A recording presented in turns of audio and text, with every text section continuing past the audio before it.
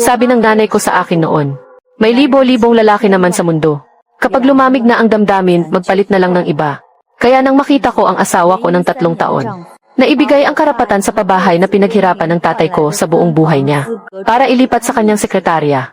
Hindi ako umiyak, hindi rin ako nag-eskandalo. Sa halip, agad-agad ko siyang pinalitan. Buong buhay na nagtrabaho sa pabrika ang tatay ni Parmashutiko Shen para lang makakuha ng bahay. Hindi ba dapat para sa anak niyang babae yon? Bakit napunta na sa pangalan ni Sekretarya Su? Balita ko si Parmashutiko Shen mismo ang pumirma para isuko ang aplikasyon. Kaya napunta na ito sa iba. Si Sekretarya Su naman kasi ay kababata ni Supervisor Ho. At nagligtas pa sa buhay ni Supervisor Ho. Napakalaki ng puso nitong si Parmashutiko Shen. Pati bahay at lalaki ipinamigay sa iba. 3 taon ang nakalipas. Nangako si Ho Cheng-so na puputulin na niya ang ugnayan sa kababata niya. Pwede tayong magpakasal, pero hindi ko gusto si Sujun. At lalong hindi ko matatanggap na pakakasalan mo ako habang may iba sa puso mo. Shen Ziyu, ngayong pumayag na akong magpakasal sa iyo. Hindi kita hahayaang makaramdam ng ganitong sama ng loob. Naniwala ako sa kanya noong araw na iyon. Sa 3 taon ng aming kasal, naging maalaga naman talaga siya. Kapag may night shift ako, laging mainit ang gatas ng soya na dinadala niya. Kapag sumasakit ang tiyan ko, tinatanong niya ng maigi ang bawat gamot sa reseta. Sabi ng lahat, napakaswerte ko raw. Dahil nakakuha ako ng asawang maalaga. Sino ang mag-aakala na ang kabutihang pinapakita niya sa akin ay mumunting pabor lang? Habang kay Sujun ay buong puso talaga siya. Pati ang bahay ko ay nagawa niyang ipamigay. At Ziyu, kakausapin ko sila para malinawan ito. Huwag na. Inaapakan ka na nila, bakit mo pa sila pinoprotektahan? Gusto ko muna makita kung gaano niya niyurakan ang dignidad ko.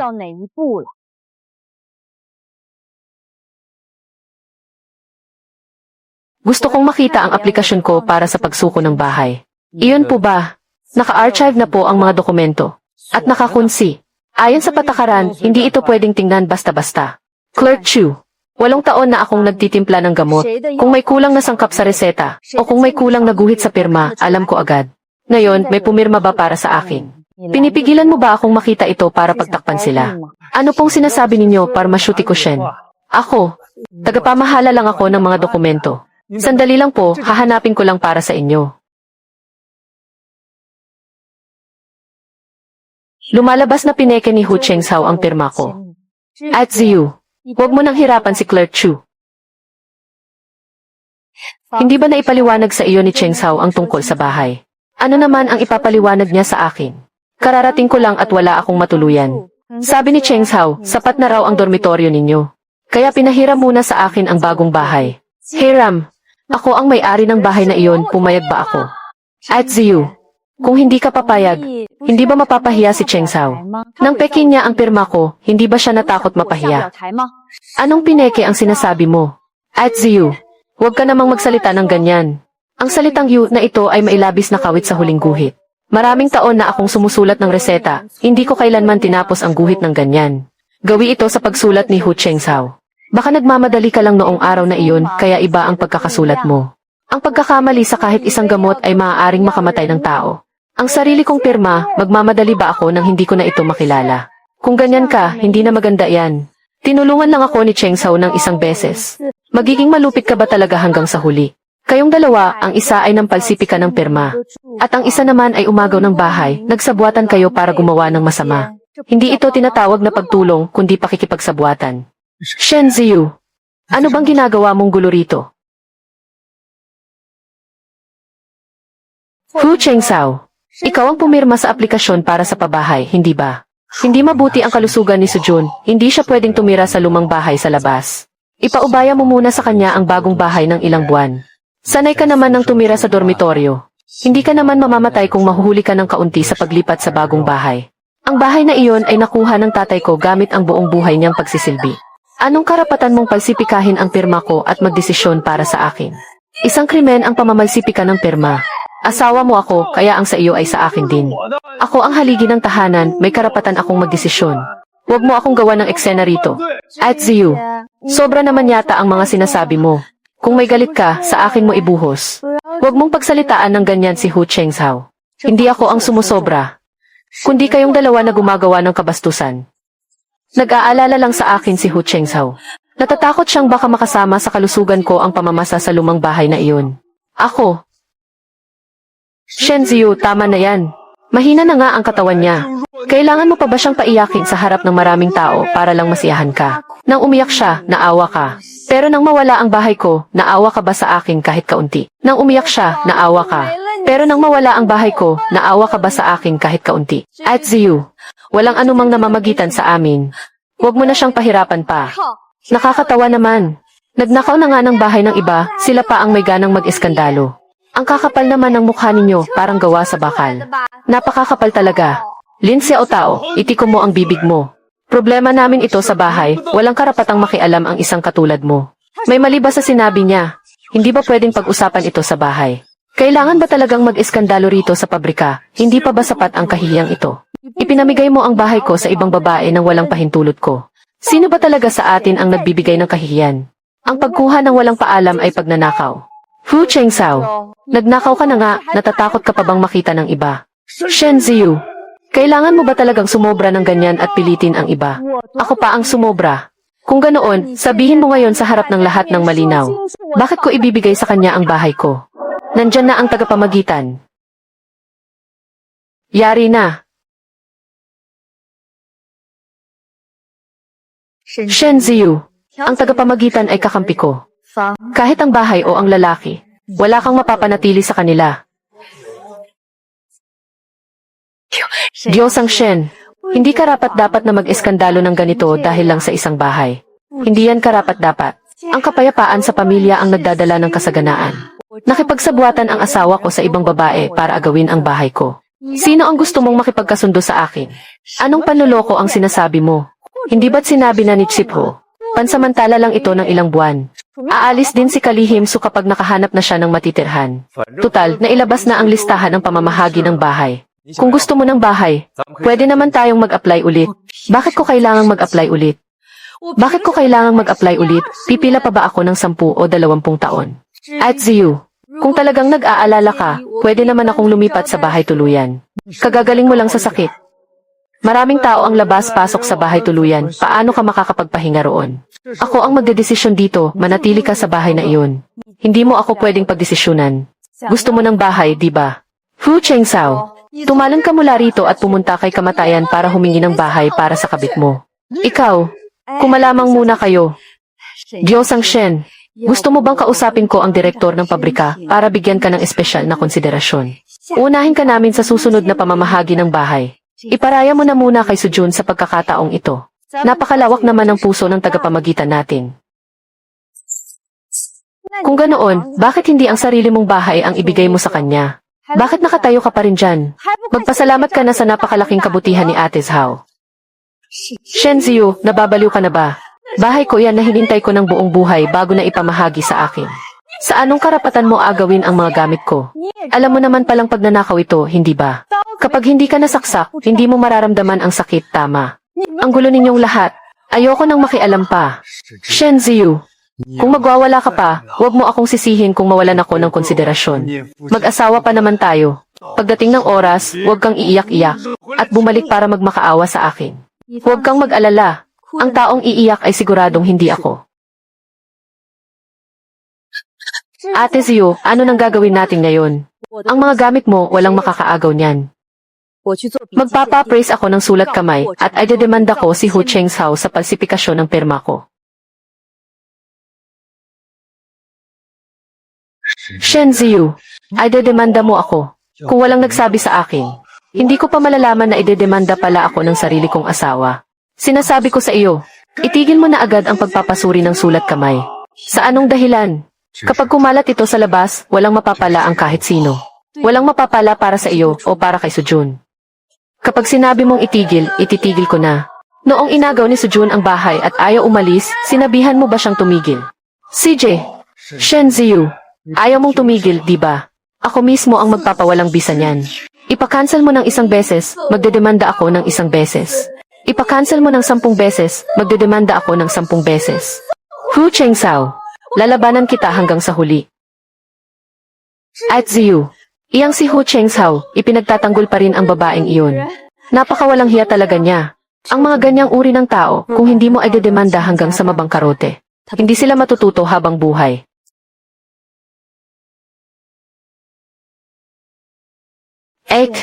Ano ba ang hinahanap mo? Paghahanda para sa diborsyo. Ang mga ganyang tao ay dapat nang iwan. Dapat ko pa ba siyang itabi para sa bagong taon?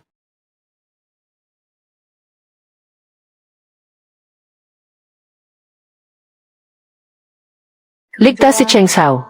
Noong araw na nagkaroon ng landslide, ginamit ko ang kahoy na tabla para hilahin ka sa 17 milyang daan sa bundok. Sabi mo may utang ka sa akin at babayaran mo rin balang araw. Hindi ko kailangan ng bayad mo, gusto ko lang mapasa tabi mo.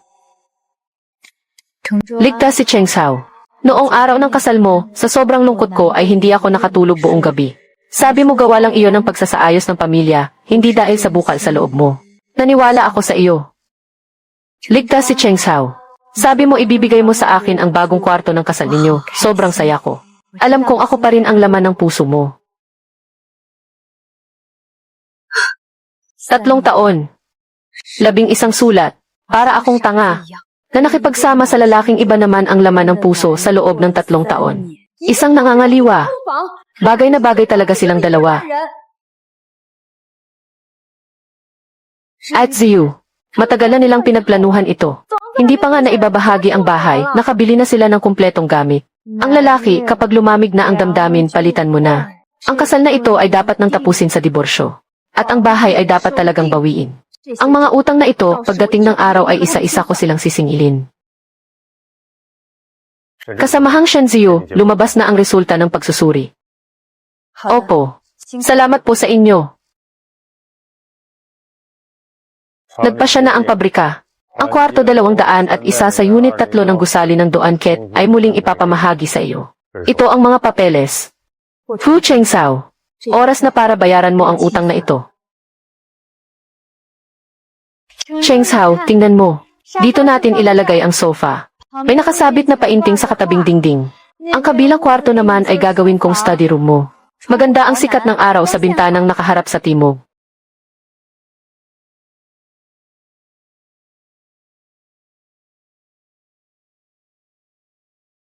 Cheng Sao, iniisip mo pa rin ba ang tungkol kay Ate Shenziyu? O kaya ay lumipat na lang ako ng matitirhan? Ayokong mag-away kayong dalawa ng dahil sa akin. Lilipat, saan ka naman lilipat? Huwag mong alalahanin ang tungkol sa bahay, manatili ka lang dito ng mapayapa. Cheng Sao, salamat sa iyo. Napakabuti mo talaga.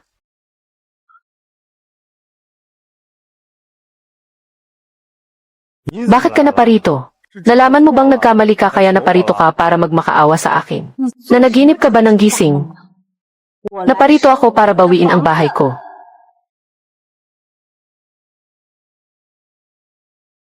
Lumabas na ang resulta ng pagtatasa. Ang bahay na ito ay muling ipinamahagi ng pabrika sa akin. Binibigyan ko kayo ng 3 araw para umalis sa bahay ko. Ano naman kung nakuha mo ang bahay? Asawa mo ako, kaya ang sa iyo ay sa akin din. Kung sino ang gusto kong patirahin sa bahay ko, siya ang titira. Napakakapal talaga ng mukha mo.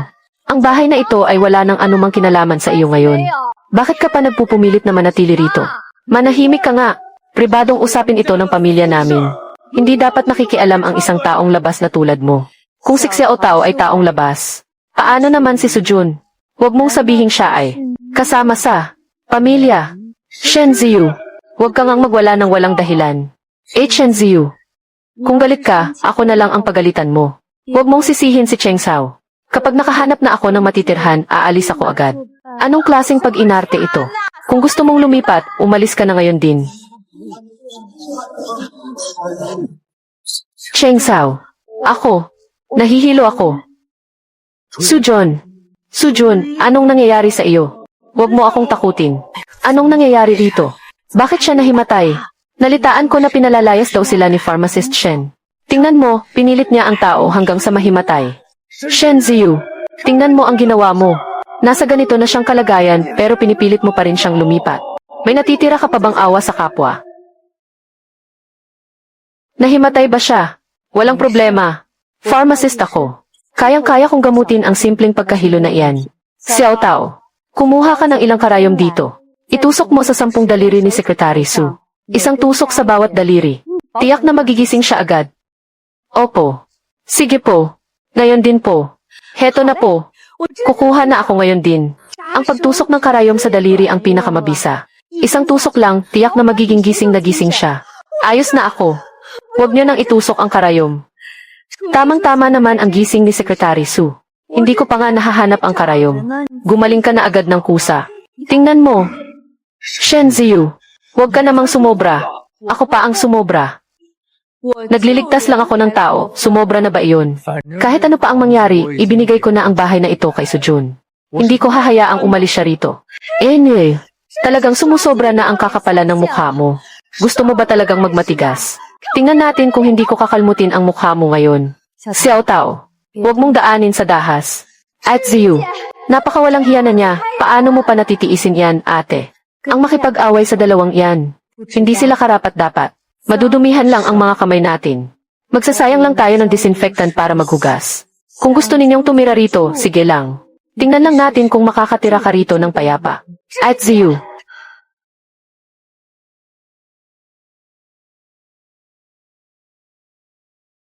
Mabuti naman at marunong kang makisama.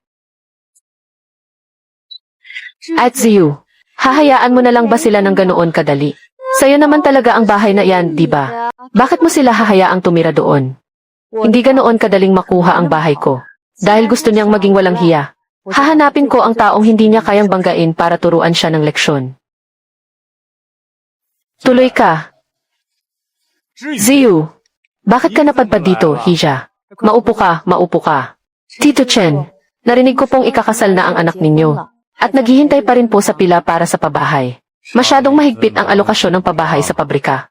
Kahit na ako ang direktor ng pabrika, hindi ako pwedeng gumamit ng pribilehiyo. Kung kailangang pumila, dapat pumila pa rin.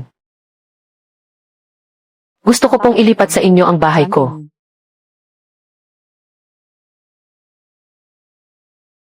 Pineke ni Hu Chengshao ang pirma ko para ibigay ang bahay kay Sujun.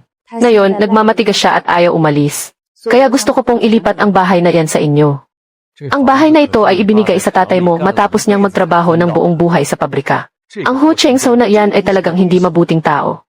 Tutulungan kitang turuan siya ng leksyon. Tito Chen, kailangan niyo lang pong bawiin ang bahay. Ako na po ang bahala sa ibang bagay. Ziyu, hindi madaling makakuha ng slot sa pabahay na yan. Tutulungan na lang kitang bawiin ito. Hindi mo kailangang ibigay sa akin. Nakatira na sila roon, nakakasuka pong isipin. Naiintindihan ko. Pero hindi ko ito pwedeng tanggapin ng libre lang. Sabihin mo lang kung may kailangan kang tulong sa akin. Nabalitaan ko po na may slot ang pabrika para sa pagsasanay sa ospital ng distrito. Kung maganda ang performance, may pagkakataong manatili roon. Gusto ko pong subukan. Mabuti, maganda ang ambisyon mo. Tutulungan kita. Ako na ang bahalang mag-ayos ng pagsasanay mo. Bukod doon, ihahanap kita ng sarili mong kwarto sa dormitoryo. Kahit hindi ito kasing ganda ng bahay ng pamilya mo. Tahimik naman kapag nag-iisa ka. Salamat po, Tito Chen. May isa pa po akong hihilingin. Pakiusap po, tulungan niyo akong pirmahan at tatakan ang aplikasyon ko para sa diborsyo. Kailangan ba talagang umabot sa ganito? Wala na ang mga magulang mo. Responsibilidad kong alagaan ka. Kung marumi ang bahay, dapat itong palitan. Kung marumi ang lalaki, lalong dapat siyang palitan. Nasisiguro kong sasang-ayon ang mga magulang ko mula sa langit. Ziyu, hindi katapusan ng mundo ang diborsyo, baka ito pa ang bagong simula mo. Suportado kita. Tito Chen, 3 araw mula ngayon ang araw ng paglipat nila. Sa oras na yon, pumunta po kayo roon. Kapag masayang-masaya at mayabang na sila, doon nyo bawiin ang bahay. Huwag kang mag-alala, iwan mo sa akin ang bagay na yan. Ako, tutulungan kitang ilabas ang galit mo sa kanila. Hu Chengshao, hindi mo makukuha ang mga gamit ko ng ganoon lang. Kumanda ka sa mga kahihinatnan nito.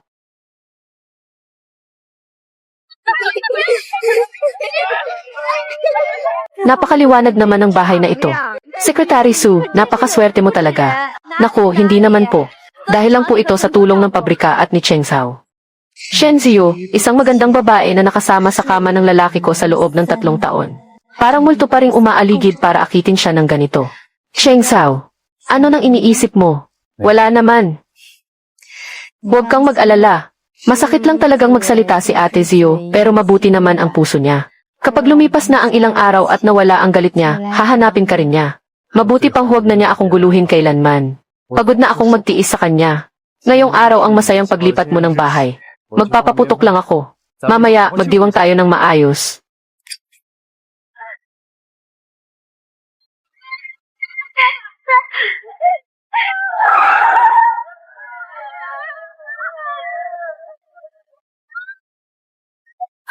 Nandyan na si Director Chen. Secretary Su, napakalaking palabas naman ito. Kahit si Director, personal pang pumunta para batiin ka sa paglipat mo. Kahit si Director ay pumunta para suportahan ako. Shen Ziyu, hindi ba't palagi mong ginagamit ang relasyon ng tatay mo at ni Director para magmayabang?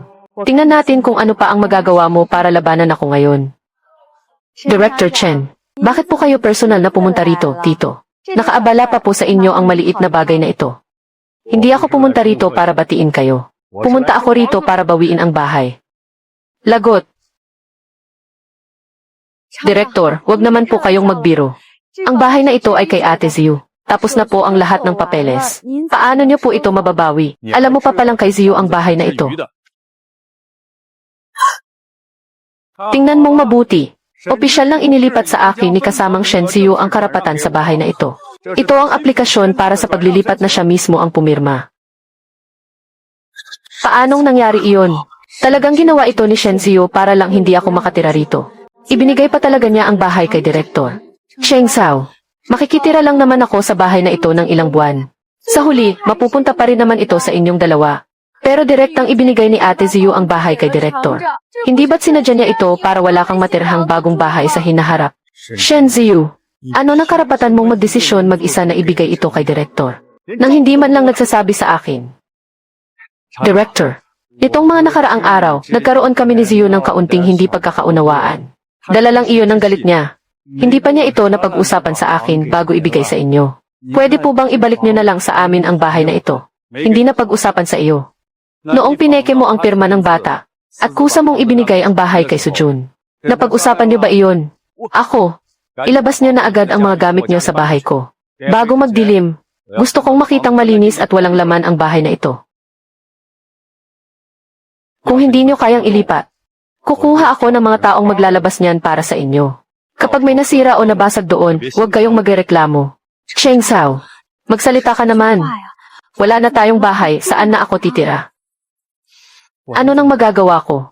Si direktor ng pabrika iyon. Makikipag-agawan ba ako ng bahay sa kanya? Sisihin mo si Shen Ziyu. Ang lakas ng loob niyang traidorin ako sa likod ko. Alais ba kayong dalawa rito? O hindi? Aalis po. Director, aalis na po kami ngayon din. Akala mo kung sinong mayabang si Chief Ho kung mag-utos sa atin. Duwag din pala kapag oras na ng kagipitan. Tingnan mo nga ang hitsura niya. Hindi ko alam kung paano siya naging chief sa lagay na iyan. Sa tingin ko, may sikreto sa likod nito. Ano nang pinagsasabi mo riyan? Hindi siya nagkakamali. Naging chief lang naman si Hu Cheng Sao. Dahil pinagbigyan ko si Ziyu. Kung hindi dahil doon, Hu Cheng Sao. Sa tingin mo ba may silbi ang pangalan ng tatay mo? Kaya pala naging chief si Ho dahil sa asawa niya. Palamunin lang pala sa asawa si Chief Ho, pero kung umasta, napakayabang. Talagang nakakawala ng gana. Noong una, lumapit sa akin si Shen Ziyu at nakiusap. Sabi niya may kakayahan ka at masipag. Kaya naman pinromote kita. Ang ending, hindi mo lang siya hindi pinahalagahan. Kundi nakikipag-flirt ka pa sa iba ng walang katapusan. Karapat-dapat ka ba sa kanya? Shen Ziyu, napakalupit mo. Ipinahiya mo ako sa harap ng napakaraming tao. Ang taong walang utang na loob na tulad mo ay hindi karapat-dapat maging pinuno. Simula ngayong araw, tatanggalin ka sa posisyon bilang supervisor at ibababa bilang isang ordinaryong empleyado. Umuwi ka at magmuni-muni ng maayos. Director Chen, pakiusap naman po, baka pwedeng pagbigyan niyo na ako kahit kaunti. Tayo, hindi ako si Shen Ziyu. Hindi kita kailangang pagbigyan. Bantayan ninyo siya para sa akin. Sabihin sa kanya na mag-impake na agad at umalis. Huwag kayong mag-alala, Direktor. Kami na po ang bahalang magbantay sa kanya. Sinisiguro namin kahit isang palayok ay wala siyang maitatabi. Supervisor Hu. Ay, mali. Hu Cheng Sao. Mag-impake na kayo at umalis. Huwag niyo nang aksayahin ang oras ng lahat. Chen Ziyu. Ang ganda ng gupit mo ngayon kay Hudelu. Siyempre naman. Para sa bagong simula ng buhay, dapat magsimula sa buhok, di ba? Cheng Sao, paano nagagawa ni Ate Shen Ziyu ang ganyan? Natanggal ka na sa posisyon, pero nakuha pa niyang lumabas para magpaayos ng buhok. Shen Ziyu, ang usapin sa bahay ay usapang pampamilya natin. Bakit mo kailangang sabihin sa ibang tao? At hinayaan mo pa silang insultuhin ako ng ganoon. Saka, ang bahay na iyon ay ibinigay ng tatay mo para maging kwarto natin sa kasal. Anong karapatan mong magdesisyon mag-isa na ibigay iyon sa direktor? Itinuturing mo pa ba akong asawa mo? Talagang binago mo ang pananaw ko sa buhay. Ang kapal ng mukha mo sa antas na ito. Nakakasuka talaga. Chen Ziyu, bakit mo naman sinasabihan ng ganyan si Cheng Sao? Alam mo ba, dahil lang sa pagsusumbong mo sa direktor, na-demote tuloy si Cheng Sao. Paano pa siya makakapagtrabaho sa pabrika sa lagay na iyan? Ang ma-demote siya, ay nararapat lang sa kanya. Ano namang pakialam ko? Asawa ka niya, di ba? Kahit isang araw lang na mag-asawa, may pinagsamahan pa rin. Bakit napakatigas ng puso mo? Dapat ba akong maging tuntungan lang bilang asawa? Tapakan pagkatapos ay itapon, tapos kapag itinapon ay babalikan para tapakan ulit. Shen Ziyu, talagang gusto mong palakihin ang gulo hanggang sa puntong ito, di ba? Gusto mo talagang kalagkarin ang lahat para panoorin ang katatawanan ito. Kung ikaw mismo ay walang alam sa hiya, huwag kang matakot na gawin kang katatawanan ng iba. Binalik na ang bahay. Ngayon, pwede ka nang lumayas. Gusto mo ba akong hiwalayan? Hindi ko lang binabanggit noon dahil hindi pa naaprubahan ang aplikasyon sa diborsyo. Ngayon, lumayas ka na sa harap ko. Iparaya ko na kayong dalawa. Mas mabuting magsama na kayong dalawa habang buhay. Para hindi na kayo makapinsala ng ibang tao. Ang lakas ng loob mong murahin ako. Sinaktan mo ako. Tama ka. Sinampal nga kita. Mukhang hindi pa sapat ang pula ng mukha mo ngayon. Kaya dinagdagan ko lang ng kaunting kulay. Ang galing ng pagkakasampal. Ang mga ganyang tao ay talagang naghahanap ng sakit ng katawan. Pantay na ang kaliwat kanan. Mas maayos na tingnan kapag humarap ka sa salamin sa bahay. Chen Ziyu, nagtalo lang naman kayo ng kaunti ni Cheng Sao. Pero kailangan ba talagang humantong sa pananakit? Sinaktan ko siya, pero hindi pa kita nasasaktan, di ba? Palamuti lang ba iyang mga mata mo? Hindi mo ba nakitang si Hu Cheng Sao ang unang nanakit? Cheng Sao, sobra na po si Ate Ziyu. Sigurado akong naghihiganti siya sa atin dahil sa issue sa bahay. Tama ka. Naghihiganti nga ako. At may mas matindi pa akong gagawin pagkatapos nito. Hindi pa ito tapos. Ngayong araw, ibubunyag ko ang lahat ng ebidensya ng inyong kawalang hiyaan. Para makita ng lahat ng malinaw.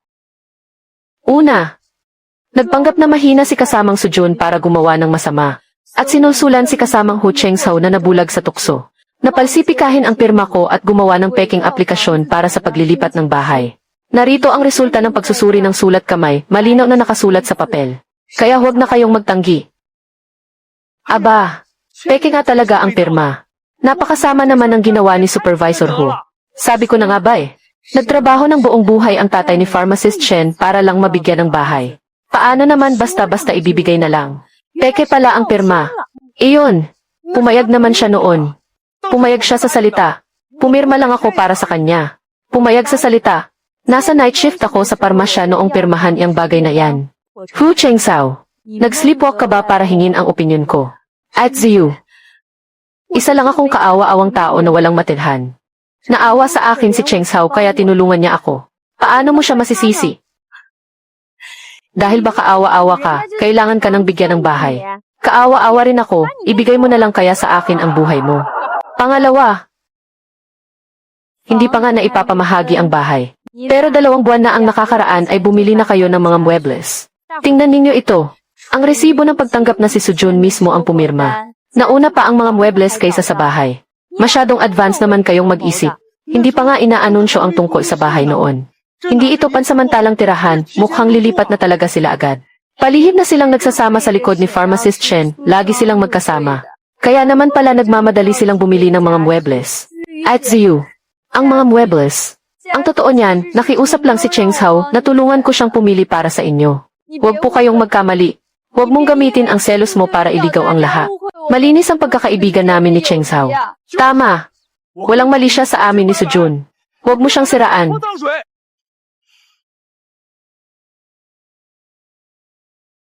Malinis. Kung ganoon, ipaliwanag ninyo sa akin ang 13 sulat na ito. Lagot. Hu Chengsao. Sujun. Hayaan ninyong tulungan ko kayong ibunyag ang inyong lihim na relasyon sa nakalipas na 3 taon. Para makita ng lahat. Shen Ziyu, subukan mo lang. Ibalik mo sa akin ang mga sulat. Hu Chengsao, subukan mong agawin. Kapag ginalaw mo kahit isang daliri ni Ziyu ngayon, dudurogin kita. May lakas ng loob kang gumawa, pero takot kang panagutan. Ziyu, basahin mo. Nasa likod mo kami ni ate. Basahin mo. Salamat, Kuya Wang, Ate Wang. Salamat sa inyong lahat. Ngayon, sabay-sabay nating basahin ang sulat. Sana ay nasa mabuti kang kalagayan, Chengsao. Noong araw ng kasal mo, magdamag akong hindi nakatulog sa lungkot. Sinabi mong kasunduan lang ito ng pamilya, hindi mo siya mahal. Naniniwala ako sa iyo. Kakasal pa lang ang tao, pero nagsusulat siya ng ganitong sulat. Gusto yata niyang maghiwalay sila. Isang taong umaaligid sa asawa ng iba. At isa namang nag-aambisyon sa bahay ng sariling asawa. Ihasew. Bagay nga talaga silang dalawang walang hiya. Ayan. Isinulat lang niya yan sa akin para maglabas ng sama ng loob. Magkaibigan lang kami. Huwag kayong maniwala sa mga pinagsasabi niya. Magkaibigan lang. Magkaibigan lang pero itinago mo ang mga sulat niya sa loob ng kahon na parang altar. Kung ang asawa mong si Wang ay may ganitong kaibigan, talagang kakapunin ko siya. Para hindi na siya makapinsala pa sa iba. Hindi ako tulad ng iba riyan na walang pinipili. Na tumitingin pa sa iba kahit mayroon na. Hindi ba sila natatakot na mamatay sa kasakiman? Ako, masama lang ang loob ko noon. Masama bang sumulat para maglabas ng sama ng loob? Huwag niyo naman kaming isiping marumi.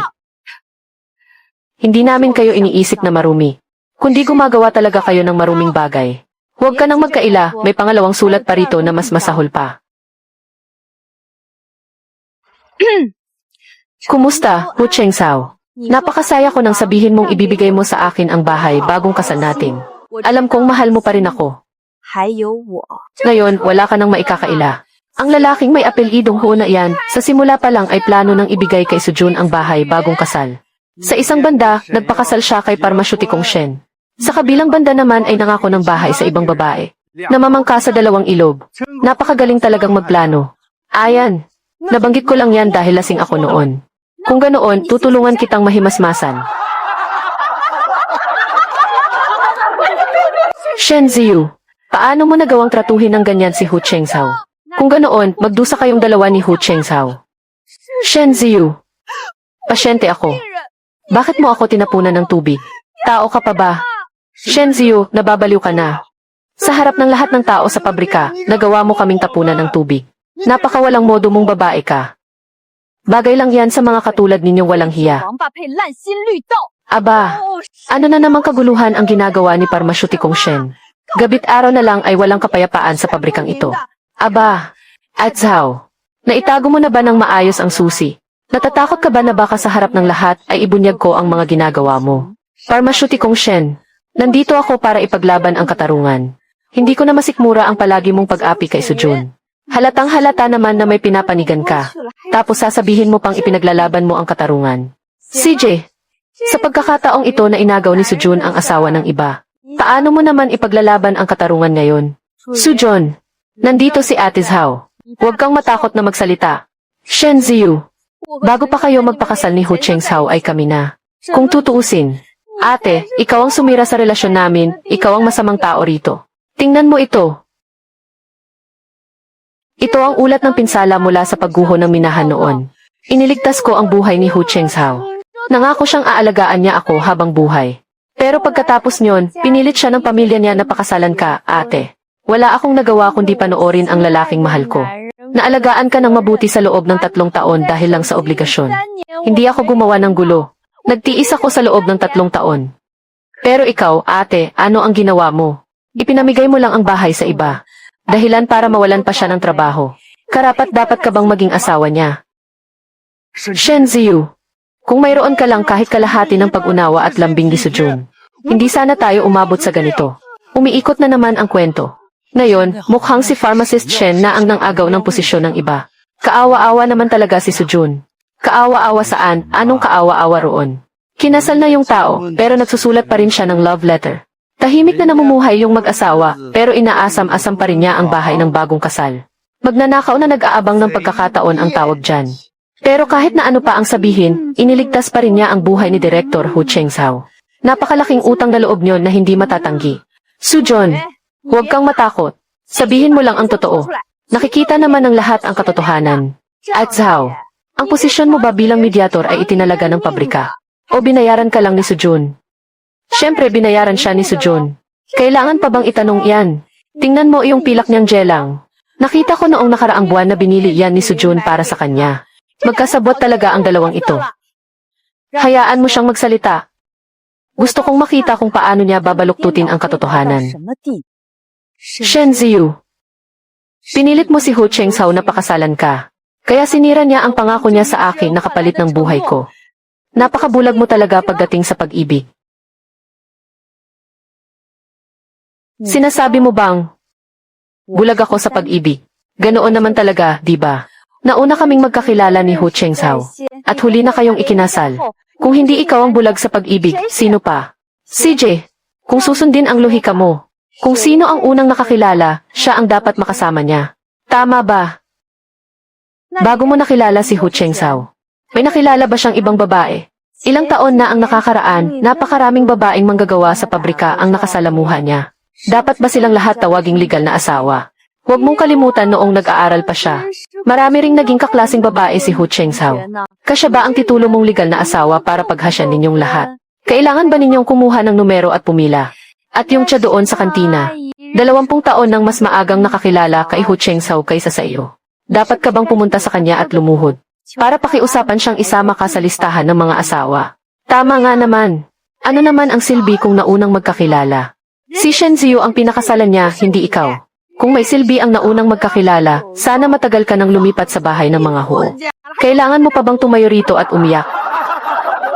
Buhay at kamatayan ang pinagdaanan namin ni Hu Chengzhao. Mas matatag yun ng 100 beses kaysa sa mababaw na relasyon ninyo ni Shen Ziyu. Ang pinagdaan ng buhay at kamatayan ninyo ni Hu Chengzhao. Bakit kailangan gamitin ang bahay na pinaghirapan ng tatay ko para lang ipambayad sa utang mo? Ano naman ngayon? Napakalaki ng utang na loob sa pagliligtas ng buhay. Kung pati yan ay kalilimutan, tao pa ba siya? Kung ganoon, Ate Zhao, sino na ba ang nailigtas mo? Nailigtas mo ba ang fountain pen ng direktor ng pabrika? Kaya nakuha mo ang posisyong mediator na ito. Shen Ziyu. Totoong iniligtas ako ni Sujon noon. Iyon ang katotohanan. Hindi mo pwedeng itanggi ang bagay na ito.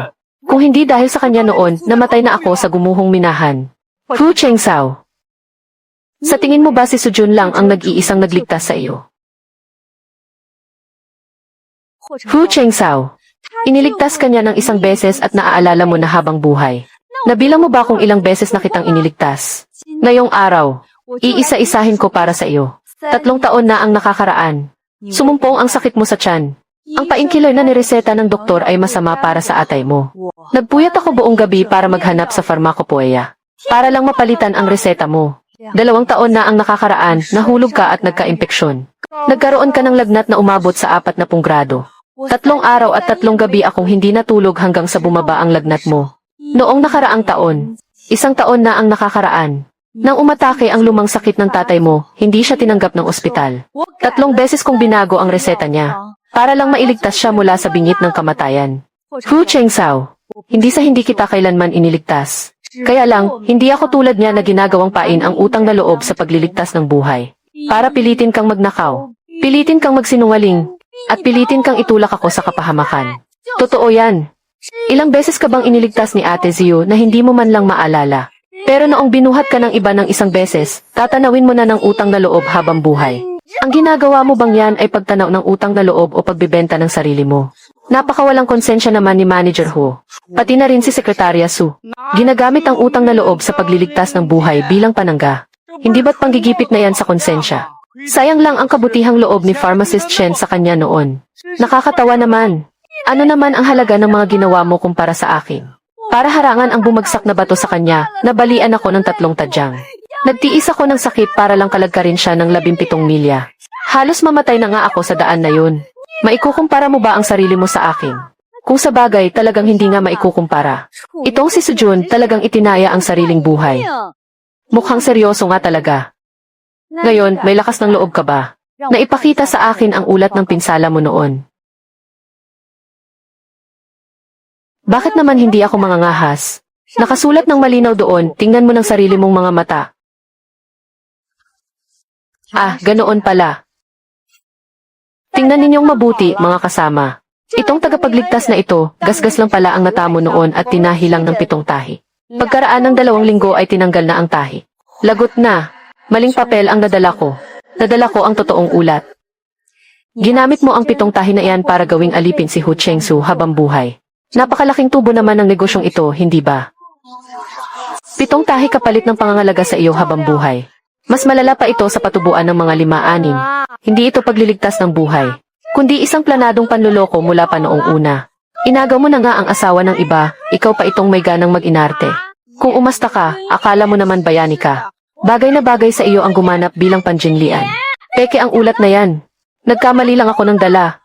Yung ipinakita mo kay Hu Chengsu noon, yun ang peke, tama ba? Naging pabaya ka ngayon kaya ang totoong ulat ang nadala mo rito. Sujon, ang kwentong paulit-ulit mong sinasabi sa akin noon, na sinalo mo ang 2 pagguho ng lupa para sa akin. Pinalaki ko lang naman ng kaunti ang mga detalye. Tama. Pinalaki mo ang mga detalye para lokohin ako. Para makonsensya ako at mapilitang alagaan ka. Ginawa ko lang naman yun dahil mahal na mahal kita. Saka kung hindi kita tinawag noon, matagal ka nang nabaon sa lupa. Totoo namang iniligtas ko ang buhay mo. Sige na. Alam ko na. Kahit paano, inilabas mo pa rin ako sa pinangyarihan ng aksidente. Cheng Sao, alam ko naman na hindi mo ako matitiis na sisihin. Hindi pa nga sila nagdidiborsyo. Pero naglalambingan na sa harap ng legal na asawa. Hindi ba kayo nahihiya sa mga ginagawa ninyo? Hindi ko na kayo abalahin sa pag-arte ninyo rito. Bagay na bagay talaga kayo sa isa't isa. Walang iwanan hanggang sa huli. Huwag mong kalimutang pirmahan ang papeles ng diborsyo natin. Xiao Tao, Ate Wang, Kuya Wang, tara na. CJ, Diyos ko po, nakasasakit naman sa mata ang eksenang ito. Shen Ziyu, napakasutil at napakalamig ng puso mo. Tingnan natin kung may magkakagusto pa sa iyo kapag nakipagdiborsyo ka sa akin. Walang lalaking.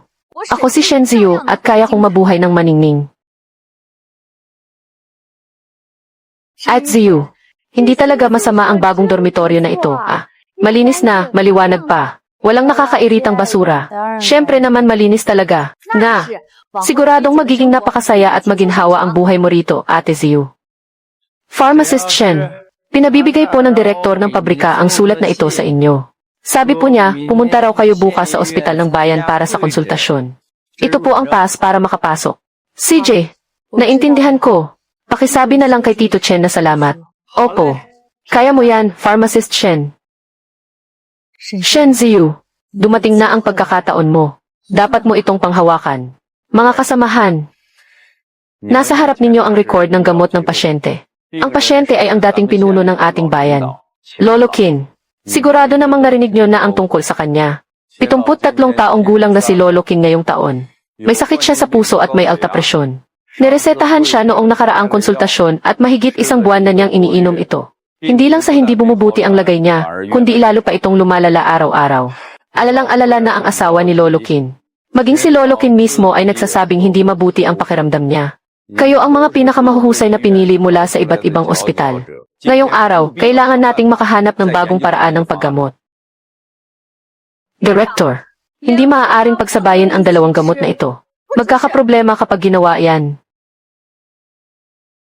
Ano bang pinagsasabi mong kalokohan? Ang resetang ito ay galing kay Chief Zhang ng ospital ng probinsya. Walang problema kung iinumin ng hiwalay ang 2 reseta na ito. Pero kapag pinagsama, lalo nitong palalalain ang pagkahilo at pagbilis ng tibok ng puso. Kung matumba ang pasyente, sino ang mananagot? 20 taon na akong nanggagamot. Mas matagal pa ang karanasan ko sa trabaho kaysa sa edad mo. Kahit ako, hindi ko nakikitang may problema sa reseta na ito. Parmasyutiko ka lang sa isang maliit na pabrika, bakit ka nangingialam dito? Makikita natin.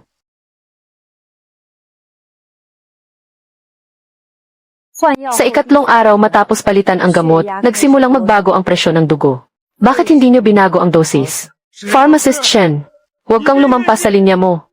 Ako ang may huling pasya pagdating sa pagbibigay ng gamot. Hindi paglampas sa linya ang pag-check ng parmasyutiko sa gamot. Kapag may nangyaring masama sa pasyente pagkatapos inumin yan, doon ka palang masasabing sumobra. Baka mapunta siya sa hukay. Tama. At kapag may nangyari, huwag ninyong isisi sa parmasyutiko. Director, ang 2 ito, Hayaan mo siyang magpatuloy. Lolo Qin, Lola Qin, bakit po kayo naparito? Bakit? Bawal ko bang puntahan ang sarili kong konsultasyon? Ano ba talaga ang nangyayari rito? Lolo Qin, duda po itong si Pharmacist Chen sa plano ko sa paggamot. Parmasyutiko lang po siya sa pabrika, wala siyang alam sa klinikal na aspeto. Tinanong ba kita?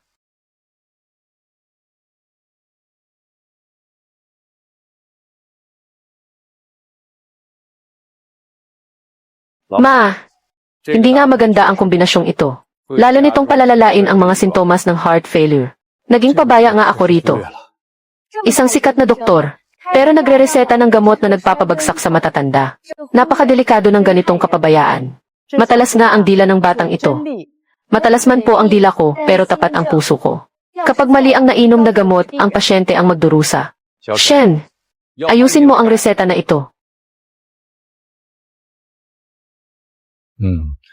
Shen Ziyu ang pangalan mo, hindi ba? Sa wakas, malaki ka na. Hindi ba't siya ang dating pinuno ng bayan? Si Lolo Qin. Nakahanap na naman ba si Shen Ziyu ng bagong malalapitan? Lolo Qin, kilala niyo po ba ako noon pa? O, walang anuman. Ang makakita ng isang mahusay na parmasyutiko ay labis kong ikinatutuwa. Ate Ziyu, napakahusay naman. Handa ka bang magtrabaho ng pansamantala sa ospital ng distrito? Salamat po, Lolo Qin. Pag-iisipan ko po itong mabuti. Lolo Qin, parang hindi po makatwiran iyan. Tagahanda lang siya ng gamot sa pabrika. Ako po ang pangunahing doktor na nanggagamot sa inyo. Kahit tagahanda lang ng gamot, nakita niya pa ring mali ang nireseta mo. Bilang pangunahing doktor, napakapabaya mo naman. Shen, huwag mo nang pansinin ang iba. Sabihin mo lang kung gusto mong pumunta o hindi. Pero nagtatrabaho pa rin po ako sa ospital ng pabrika. Kailangang sundin ang mga patakaran para sa paglilipat. Sige po, Lolo Qin. Aayusin ko po agad ito para makapagsimula na agad si Dr. Shen. Alis na tayo. Ate Ziyu, ang galing talaga. Baka sa susunod ay mailipat ka na sa ospital ng distrito. Bakit ka nagmamadali? Nasa hinaharap pa naman ang mga magagandang araw. Kung malalaman lang ni Ho Chengshao na lilipat ka na sa ospital ng distrito, tiyak na magsisisi siya ng lubos. Hindi pwede. Hindi ko hahayaang makuha ng babaeng iyan ni Shen Ziyu ang gusto niya. Chengshao, pwede mo ba akong tulungan sa huling pagkakataon? Magnakaw ka ng reseta ni Shen Ziyu at dalhin mo rito. Gagawa tayo ng peking maling reseta para hindi na siya makabangon kailanman. Hindi pwede. Kapag nahuli tayo, makukulong tayo. Tinapakan na ni Shen Ziyu ang dangal natin ng lubusan. Panonoorin mo na lang ba siyang lumipat sa ospital ng distrito at maghari-harian doon? Alam kong galit na galit ka. Galit din ako sa kanya. Pero hindi talaga natin pwedeng gawin ito. Kung ayaw mong pumunta, ako ang pupunta. Ipapakita ko sa kanya na may kapalit ang pagbangga sa akin.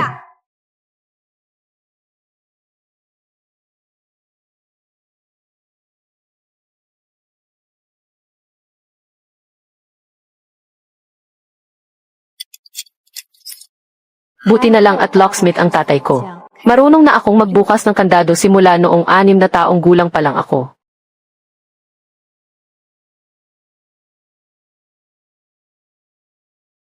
Nahanap ko rin, Shen Ziyu. Antayin mong baguhin ko ng kaunti ang reseta mo. Humanda ka na sa katapusan mo.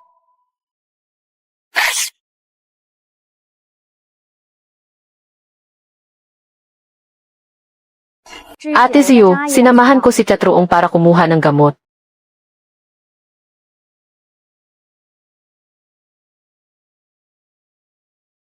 Tia Truong, inumin po ito 2 beses sa isang araw pagkatapos kumain. Salamat po, Parmasyutiko Shen. Walang anuman po. Kung may hindi po kayo malinawan, magtanong lang po kayo sa akin kahit kailan. At Ziyu, hindi pa ba tapos ang mga papel para sa pansamantalang paglipat mo sa ospital ng distrito? Malapit na. Umaabot talaga ng ilang araw ang pag-aasikaso ng mga papel. May nakialam sa mga reseta mo. Ano? Sino ang may lakas ng loob na gumawa niyan? Na mangialam sa mga reseta ng ospital? Diyos ko, malaking gulo kapag may nawala sa butika. Gaya ng inaasahan, may kulang na 3 piraso. Kung may kumuha ng mga resetang iyon at gumawa ng peking dokumento, para palabasing nagkamali ka sa pagrereseta ng gamot, hindi iyon biro. Iulat mo agad ito sa Departamento ng Seguridad. Kay Chief Liu. Sige, pupunta na ako agad.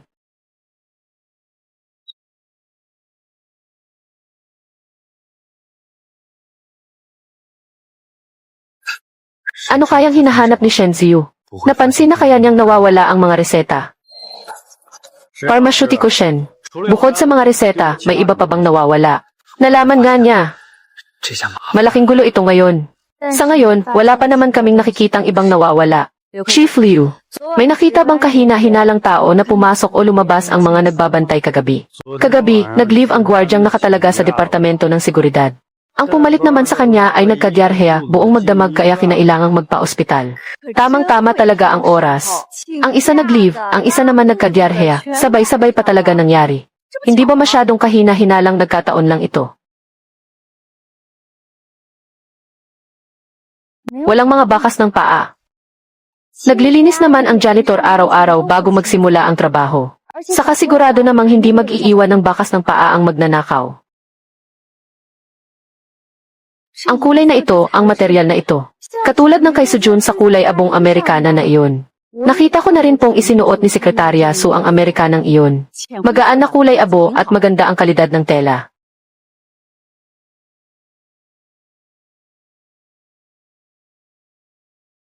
Ang galing mo talaga, Sujun. Umabot na pala pati sa ospital ang mga kuko mo. Xiao Tao. Tara, puntahan natin ang direktor.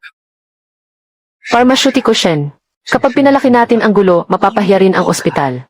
Supervisor Liu. Hanggang ngayon ba naman ay kahihiyan pa rin ang iniisip mo? Hindi ba dapat mong isipin kung bakit napakahina ng seguridad natin dito? Hindi pwede. Hindi ko pwedeng hayaang malaman niya na si Sujun ang may gawa nito. Tara, puntahan natin ang direktor. Ibigay mo sa akin ang ebidensya. Ako na ang mag-imbestiga. Ziyu. Ibigay sa iyo. Sa anong dahilan? Ako. Kaya kong imbestigahan ito ng maayos. Paano kung lumabas sa imbestigasyon na sangkot si Sujun? Ano ang gagawin mo? Pagtatakpan mo na naman ba siya ulit? Bakit nabawasan ang pera natin sa bahay? Kailangan lang talaga ni Sujun kaya ipinahiram ko muna sa kanya. Ngayon lang naman to. Hindi ba't sinabi mong hindi mo na siya kakausapin? Saka pera natin yan para sa mga gamit sa bagong bahay natin. Iniisip mo ba talaga ang pamilyang ito? Hindi mabuti ang kalusugan niya, hindi ko naman siya pwedeng pabayaan. Hindi mo ba pwedeng lawakan ang pag-unawa mo? Hu Chengsao, ang tindi mo rin talaga. Lagi mong sinasabi na ito na ang huling beses na pagtatakpan mo siya. Pero lagi mo namang kinakain ang sarili mong salita. Hibla lang ito ng sinulid na katulad ng sa damit ni Sujun. Hindi ibig sabihin na sa kanya na agad ito. Kung ganoon, ano ang kinatatakutan mo? Natatakot ka ba na baka gamitin ko ito para maghiganti at pagbintangan ang kababata mo? Huwag kang mag-alala. Hindi ako kasing baba ninyo. Kung siya nga talaga ang may gawa nito, hindi ko siya mapapatawad. At kung kasabot ka rin sa gawaing ito, hindi rin kita palalampasin. Ziyu, isipin mo na lang na tinutulungan mo ako. Kung mapapatunayan niyang siya ang gumawa nito, usigin ng konsensya ko ang buong buhay ko. May konsensya ka pala talaga. Pero kung usigin ka man yan, problema mo na iyon.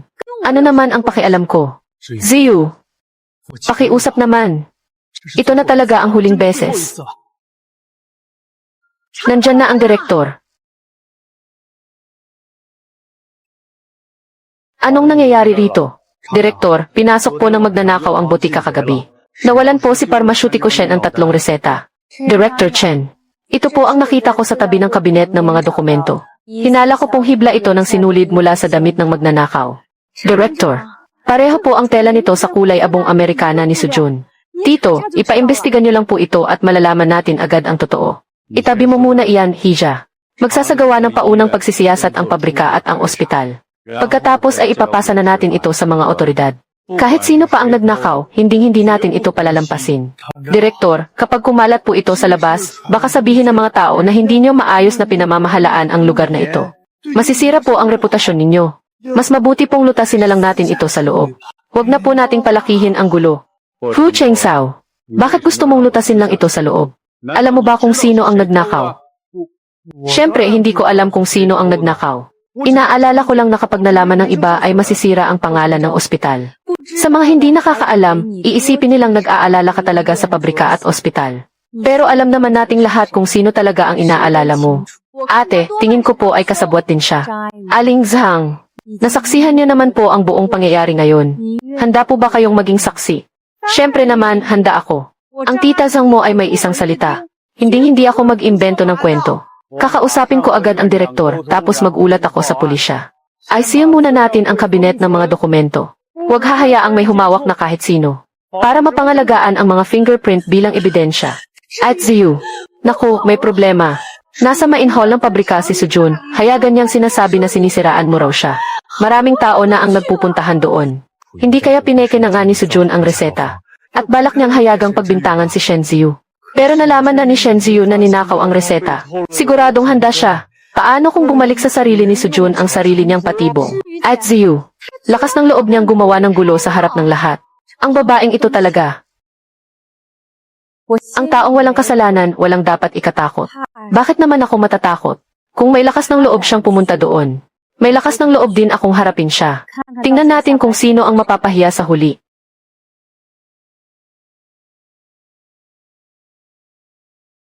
Fu Chengzhao, nagmamadali ka bang magsumbong sa kababata mo?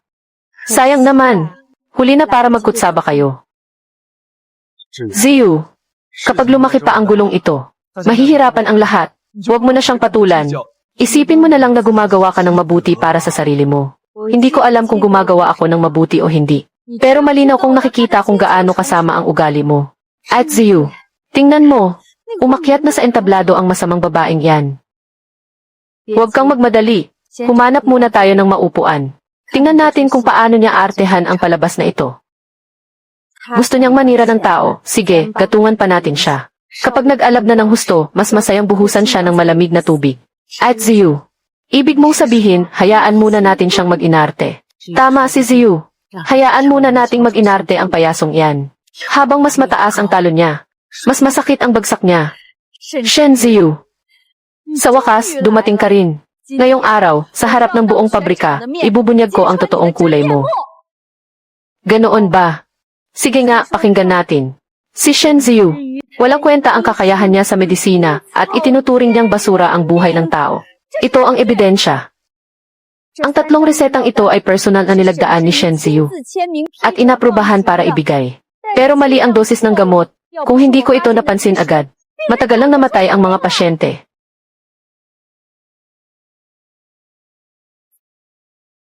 Diyos ko po, makinig kayo. Ito ba ang sinasabi ninyong magaling na pharmacist Shen? Mukhang nagkamali tayong lahat sa kanya. Impossible. 5 taon nang nagtatrabaho si pharmacist Shen sa ospital ng pabrika. Kailanman ay hindi siya nagkamali. Pero sa 3 resetang ito, may pirma niya. Kung totoo man yan, hindi yan maliit na bagay. Taon-taon ay ginagawa ng paranggal si pharmacist Shen. Paano mangyayaring may problema sa 3 magkakasunod na reseta? May nakalalasong gamot dito na triple ang dosis. Kung hindi ko ito napansin agad, ang 3 taong ito, dahil sa kapabayaan mo, Shen Ziyu, ay matagal nang namatay sa kama ng ospital. Mabuti na lang at napansin ito ni Secretary Su. Kung hindi, 3 pamilya ang napahamak. Mali ang dosis ng triple. Anong klaseng pharmacist ka? Magsaka ka na lang sa bukid. Shen Ziyu, karapat-dapat ka bang magsuot ng puting lab coat na yan? Hindi ka ba nahihiya sa mga pasyenteng nagtiwala sa iyo? Ang nireseta mo ay hindi gamot, kundi laso na nakamamatay. Sujun, idinagdag mo sa resetang ito ang gamot mula sa group na 1 buwan nang ipinagbawal gamitin sa buong bansa. Gusto mo akong i-frame up pero hindi mo man lang ba chinek muna?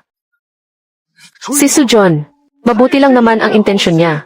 Natakot lang siyang may mangyaring masama sa pasyente kaya niya kinuha. Fu Chengzhao, nagmamadali ka talagang ipagtanggol siya ng ganyan. Takot ka bang mabuko ang totoong kulay niya? Paano ko naman malalaman kung kailan ipinagbawal ang gamot na yan? Nakita ko lang ang pirma mo, ate, kaya dinala ko sa iyo para itanong. Dahil pumirma ka, ate, responsibilidad mo yan. Sujun, hindi ba't gusto mo lang kumuha ng reseta na may pirma ko? Tapos ikaw na ang nagdagdag ng labis na dosis para mapatalsik ako sa ospital. Shen Ziyu, itigil mo nga ang paninirang puri sa akin. Wala akong pakialam kung bawal o hindi ang gamot na yan. Basta pumirma ka, dapat mong panagutan yan. Ikaw ang naglalaro sa buhay ng mga pasyente. Sujun, ninakaw mo ang may pirmang reseta sa butika at gumawa ng peking reseta para siraan ako sa harap ng marami. Tinawagan ko na ang mga pulis. Nagsisinungaling ka. Hindi ako nagnakaw.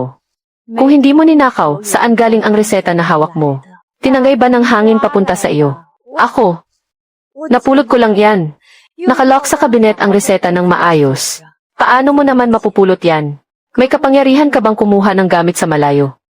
Pharmacist Shen, may ebidensya ka ba na nagnakaw si Secretary Su? Kung walang ebidensya, huwag mong pagbintangan ang mabuting tao. Ebidensya ba ka mo? Nahanap ko ang bagay na ito sa sahig ng pinangyarihan. Isang hibla ng sinulid mula sa kulay abong jacket. Sujon, suot mo nga ang kulay abong jacket na iyon ngayon. Lakas loob mo bang hubarin iyan para tingnan kung may punit? Mukhang parehong-pareho nga ang jacket na yan. Nagnakaw nga talaga si Sujun. Diyos ko po. Hindi lang siya nagnakaw ng may pirmang reseta, kundi gumawa pa ng peking record ng medikal para siraan ang iba. Gusto niyang sirain ang kinabukasan ni Pharmacist Shen. Napakasama talaga ng ugali niya. Hindi pa ba sapat na nang agaw siya ng pamilya at nanloko ng lalaki? Ngayon naman gusto pa niyang mawala ng trabaho ang tao. Akala mo dati mahina at mabait siya. Pero mas masahol pa pala ang ugali niya sa alakdan. Cheng Sao, magsalita ka naman. Kilala mo ako, di ba? Paano ko naman magagawa ang bagay na iyon? Tulungan mo akong magpaliwanag. Maraming tao sa mundo ang nagsuot ng kulay abong jacket. Kailangan bang si Sujun agad? Huwag kang magmadali. Iimbestigahan ng mga pulis ang mga fingerprints sa kabinet. Shen Ziyu, akin na iyan. Pigilan niyo siya. Gusto niyang agawin ang ebidensya.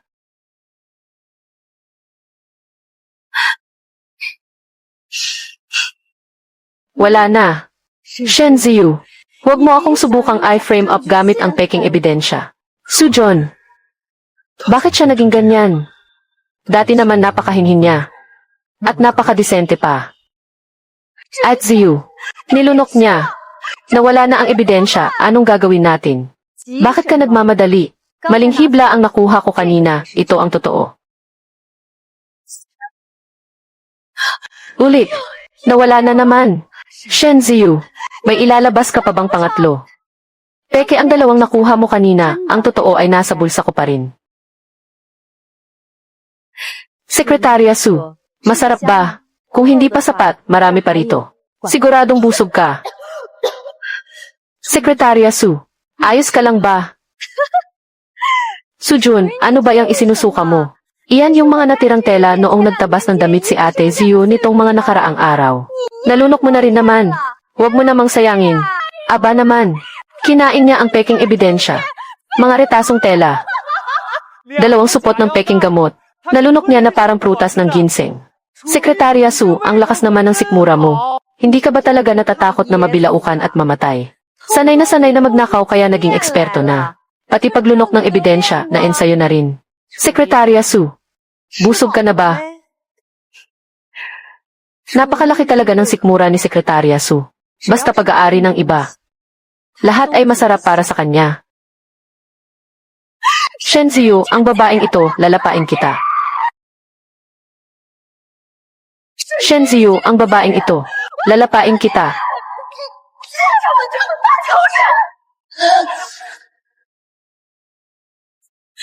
Nababaliw ka na ba? Sa harap ng napakaraming tao, nangangahas ka pang manakit. Sino ka ba sa akala mo? Sige ka sa pagbabantang lalapain ito at iyon. Tingnan mo muna ang sarili mo. Sujon, ano namang mapapala mo kung lalapain mo ako? Kapag nalapa mo na ako, makakatakas ka ba sa kasalanan mo? Shen Ziyu, ano naman ang mapapatunayan ng isang pirasong sinulid? Maraming tao sa mundo ang maisuot ng ganitong damit. Wala kang magagawa sa akin. Sujon, sapat na ba ang panggugulo mo? Mga tauhan, pigilan ninyo siya. Cheng Sao, panonoorin mo lang ba ako ng ganyan? Hahayaan mo lang ba silang ilayo ako? Ziyu, iniligtas naman ni Sujun ang buhay ko noon. Maaari mo ba siyang patawarin kahit ngayon lang? Pasensya na. Hindi ako isang santa. Wala akong ganyang kalawak na pasensya. Lalong hindi katulad mo na itinuturing na kayamanan ang basura. Director Chen, ito ang peking aplikasyon para sa pamamahagi ng bahay na may huwad na pirma. Kasama ang pagsusuri sa sulat kamay at ang sinulid mula sa damit. Pakiusap, Tito, ibigay ninyo ang lahat ng ito sa mga pulis. Handa po akong makipagtulungan sa investigasyon anumang oras. Magsialis na kayong lahat.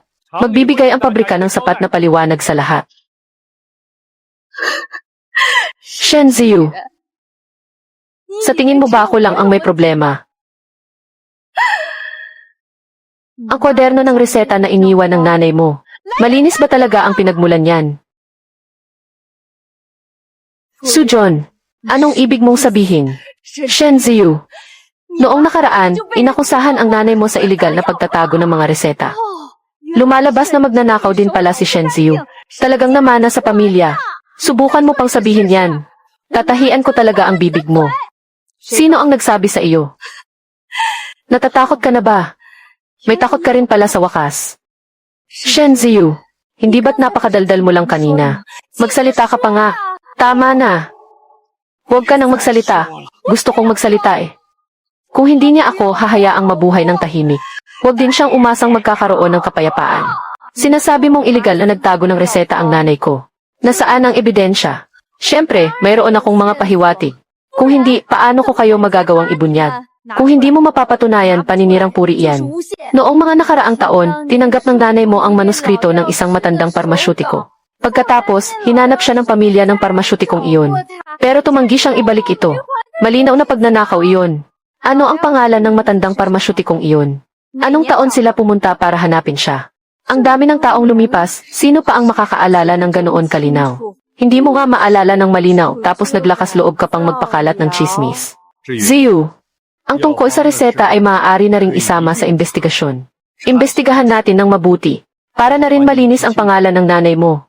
Opo, dahil naglakas loob kang banggitin iyan, Sujun. Maglalakas loob din akong imbestigahan ito hanggang sa huli. Shenziu, huwag mo nang imbestigahan pa. Napakasalimuot ng mga nangyari noon. Dalhin niyo na siya. Shenziu, kung talagang imbestigahan mo ito, baka hindi mo kayanin ang kahihinatnan nito. Alalahanin mo muna ang sarili mo. Maghiwa-hiwalay na kayo. Umalis na kayo. Ziyu, tungkol sa reseta, pwede kitang tulungan. Tutulungan mo ako. O babantayan mo ako. Pwede bang huwag mo akong ituring na kaaway? Asawa mo pa rin ako.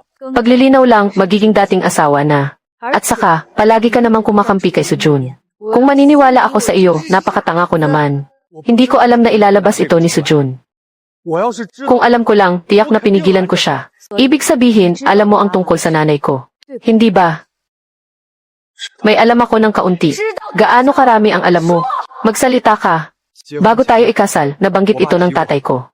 Pero natakot akong mag-alala ka kaya hindi ko sinabi. Alam kong iniligtas ng nanay mo ang tatay ko.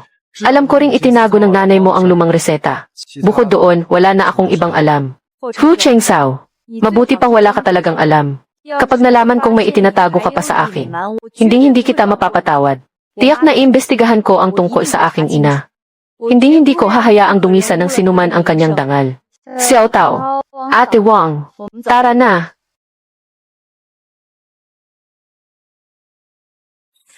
Kumusta? Bumalik na ba sa normal ang presyon ng dugo? Sa nakalipas na 3 araw, ang systolic blood pressure ay nasa 125 hanggang 135. Ang diastolic naman ay hindi lumalagpas sa 80. Stable na po. Ibig sabihin, epektibo ang naging gamutan. Patunay lang na napaka-epektibo ng paraan mo sa pagpapababa ng presyon ng dugo. Lolo, may nararamdaman pa po ba kayong kakaiba sa katawan nyo kamakailan? Nahihilo pa po ba kayo? Masikip pa po ba ang dibdib nyo? Hindi na ako nahihilo. Hindi na rin masikip ang dibdib ko.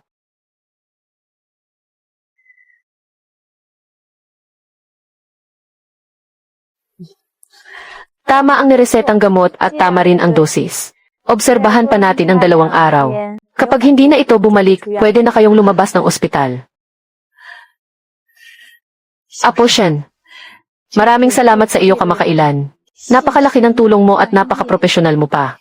Laging nangunguna ang buhay at kalusugan ng pasyente.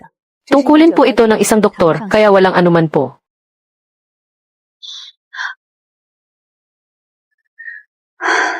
Apo Shen, may bumabagabag ba sa iyo kamakailan? Wala naman po.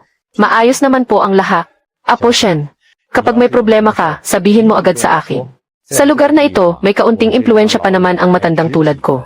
Salamat po, Lolo Kin. Tanda ko po, Lolo Kin. Lola, mauna na po akong magtrabaho. Tawagan niyo lang po ako kapag may kailangan kayo. Pakisuyo namang alamin mo nga. Kung may nangyari ba sa pamilya ni Shen. 什么事儿？ Kung kaya nating tumulong, tulungan natin sila. Huwag kang mag-alala, magtatanong-tanong ako ngayon din.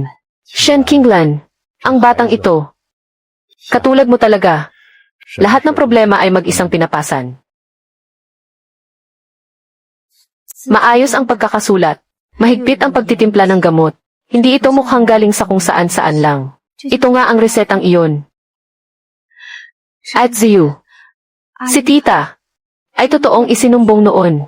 Noong panahong iyon, napakaraming liham ng sumbong. May totoo at may gawa-gawa lang. Pero dahil mapilit si Sujun, paano kung lumaki talaga ang gulo?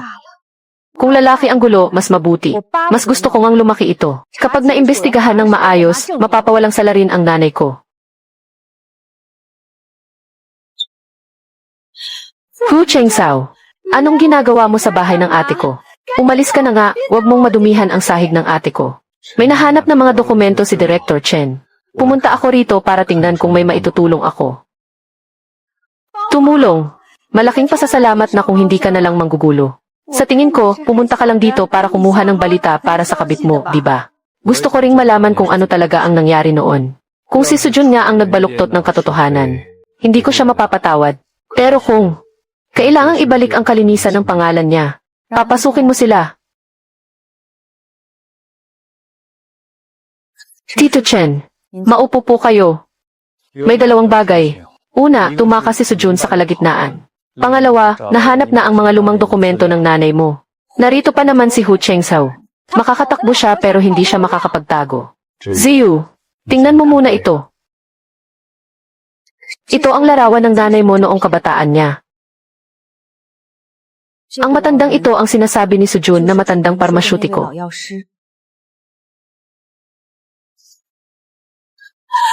Hu Chengsao, nakikita mo ba? Ang resetang ito ay ibinigay ng kusa, hindi itinago para sa sarili. Ang sabi lang sa akin ng tatay ko, itinago raw ng nanay mo ang reseta. Ang ibang bagay ay talagang hindi ko na alam.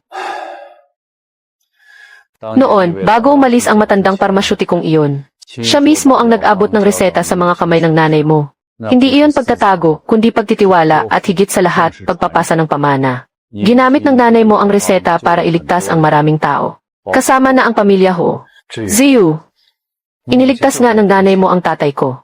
Hindi ko iyon itinatanggi. Talagang napagbintangan lang si tita.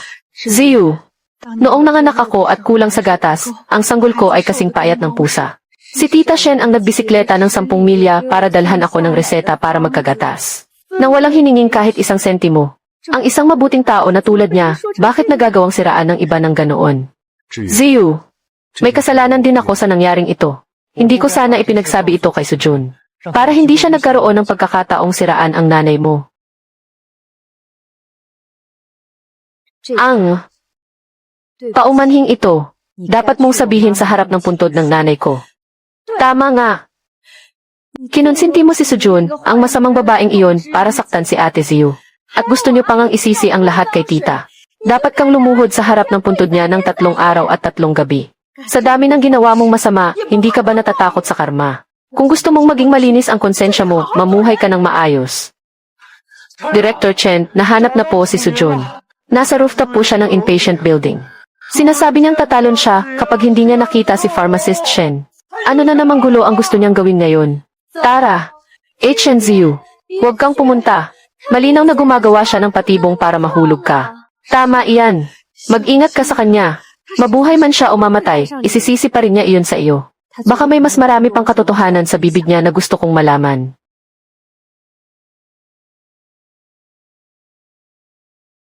Hu Chengsao, dumating ka na pala. May puwang pa rin ba ako sa puso mo, di ba? Sujun, hanggang kailan ka pa gagawa ng gulo? Halika rito, bilis. Natatakot ka bang tumalon ako? O natatakot ka na sabihin ko ang katotohanan sa loob nito kay Shenziu? Mukhang marami kang nalalaman. Shenziu, ang laman ng bagay na ito, ang mismong magpapabagsak ng tuluyan sa pamilya Shen ninyo.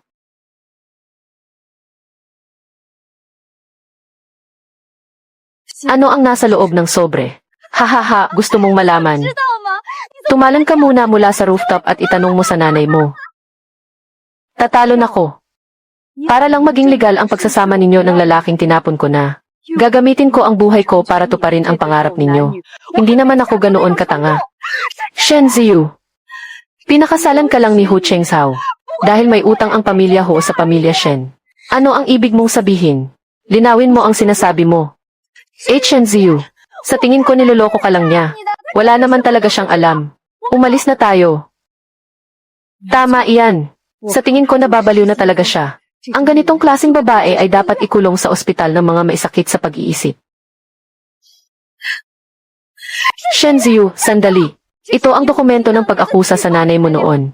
Nakasulat ng malinaw doon.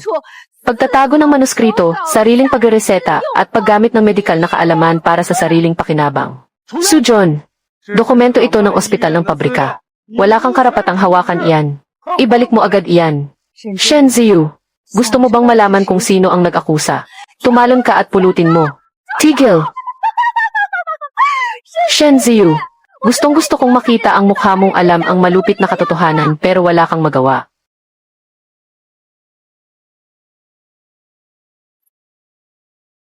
Kahit ang langit ay hindi kumakampi sa iyo. Walang sinumang gagalaw. Bitawan mo ako. Bitawan ninyo ako. Sujon, kung gagawa ka pa ng gulo, ako mismo ang unang magpaparusa sa iyo. Shen Ziyu, nakuha na natin ang papel. Tiyak na tinulungan tayo ng nanay mo mula sa langit. Lin Xiao Tao, maayos ka lang ba? Nasaktan ka ba sa pagkahulog? Ayos lang po ako. Makapal naman ang balat ko. Kunin mo na po ito, mas mahalaga ito kaysa sa ano paman. Salamat sa iyo.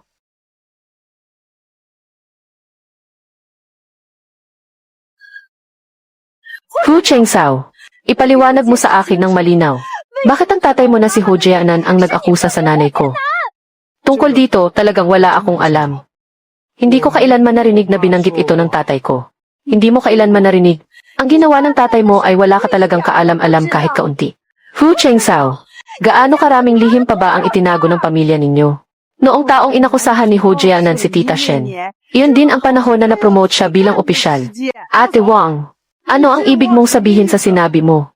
Ang pag-promote sa tatay ko ay desisyon ng organisasyon. Desisyon ng organisasyon. Ang nangyari kay Shen Qinglan noon, mula simula hanggang wakas ay walang naging resulta ang investigasyon. Nagsumite si Hu Jianan ng liham ng pag-akusa sa itaas. Kaya sinuspinde si Shen Qinglan para sa investigasyon. Naging madali para sa kanya ang ma-promote bilang opisyal. May ganoon bang klaseng pagkakataon? Shen Ziyu o Shen Ziyu, ang pamilya ng asawa mo pala ang nagpahamak sa nanay mo. Ipinagbili ka na nga, pero tinulungan mo pa silang magbilang ng pera sa loob ng 3 taon. Talagang napakatanga mo na. Shen Ziyu, huwag kang makinig sa mga pinagsasabi niya. Hindi ganoon ang iniisip mo. Hu Chengzhao, hanggang kailan mo pa babalak magkunwari? Shen Ziyu o Shen Ziyu, naawa rin talaga ako sa iyo. Akala mo ba kaya kanila pinakasalan ay dahil gusto ka talaga nila? Huwag ka nang mangarap ng gising. Noong mga nakaraang taon, para makaiwas ang pamilya Ho sa pananagutan sa isang aksidenteng medikal, ay isinakripisyo nila si Shen Qinglan para akuin ang kasalanan. Ang kasal na ito ay para lang mapanatag sila bilang isang uri ng kabayaran. Si Hu Chengsu mismo ang nagsabi nito sa akin. Lahat ng bagay ay sinasabi sa akin ng lalaki mo. Hu Chengzhao, hindi ba't sinabi mong kaunti lang ang alam mo, ipaliwanag mo sa akin ang lahat. Kaya nagkaroon ng kasunduan sa kasal noon ay dahil may nakiusap sa tatay ko na alagaan ka. Nagkataon namang may utang na loob ang pamilya Ho sa pamilya Shen kaya sila pumayag. Sino? Si Lolo Qin. Ang nagsabi sa tatay ko na alagaan ka. Si Lolo Qin na naman. Si Lolo Qin. Kaya pala sinabi niya noong araw na iyon. Na ikaw si Shen Ziyu, hindi ba? Sa wakas ay malaki ka na. Tito Chen, totoo ba ang sinasabi niya? Noong nalaman ni Lolo Qin na pumanaw na ang nanay mo, nakiusap siya sa ilang pamilyang kakilala niya na alagaan ka. At isa nga ang pamilya Ho sa mga iyon. Patawad, wala rin akong nagawa sa mga nangyari noon. Sumunod lang ako sa kasunduan sa kasal na inayos ng pamilya ko. Hu Chengzhao, ipinahamak ng tatay mo ang nanay niya. Tapos ginamit pa ng pamilya ninyo ang kasal para lokohin ang anak niya. Ano ba ang tingin ng pamilya Ho ninyo sa kanya? Isang basahan na pagkatapos gamitin ay itatapon na lang. Shen Ziyu, ano ang balak mong gawin susunod? Pupunta ako sa pamilya Ho. para makipagtuo sa kanila. Dalhin ninyo siya sa ibaba para sa investigasyon. Opo, Director. Shen Ziyu, walang silbi kahit pumunta ka pa sa pamilya Ho. Hindi nila inamin noon at tiyak na hindi rin nila aaminin ngayon. Kaya sumuko ka na lang. Hu Chengsao, hating gabi na at nagdala ka pa ng maraming tao rito. Ano ba ang balak mong gawin? Magre-rebelde ka ba? Tay, may gustong itanong sa inyo si Shen Ziyu. Kayo ba ang sumulat ng liham ng reklamong ito? Sino ang nagbigay sa iyo nito? Sagutin ninyo muna ang tanong ko. Kayo ba? O hindi? Shen Ziyu, huwag kang makikinig sa sulsol ng iba tungkol sa mga lumang bagay na iyon. Hindi ganoon kasimple ang mga nangyari noon gaya ng iniisip mo. Itatanong ko sa huling pagkakataon. Ang pagrereklamo laban sa nanay ko. Kayo ba ang may gawa? Matandang Ho, may kinalaman ito sa reputasyon ni Isi. Shen Qinglan, anak niya si Shen Ziyu. Kaya may karapatan siyang malaman ang totoo. Kung hindi ka magsasalita ngayon, iimbestigahan pa rin ito ng pabrika bukas. Kapag dumating ang oras na iyon, huli na para magpaliwanag ka pa. Napakagulo talaga ng sitwasyon noong taong iyon. Anong magulo? Huwag ka nang magpaligoy-ligoy pa rito. Iniiwasan mo lang ba ang pananagutan para iligtas ang sarili mo? Sino ka ba sa akala mo? Wala kang karapatang magsalita rito. Kung ganoon, may karapatan ba akong magsalita? Lolo Qin.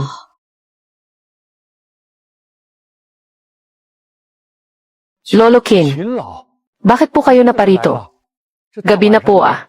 Ho Jianan, naparito ako para pakinggan kung gaano ba talaga kagulo ang nangyari sa iyo noon. Lolo Qin, matagal nang nangyari ang mga bagay na iyon. Ang nangyari noon ay hindi talaga tulad ng iniisip ninyo. May mga lihim at hirap sa likod nito. Anong lihim? Ang nanay ko, nagligtas ng buhay ng tao buong buhay niya. Pero sa huli, binaboy at siniraan lang siya ng pamilya ho ninyo. Natiis niya. Pero ako, hindi ko matitiis.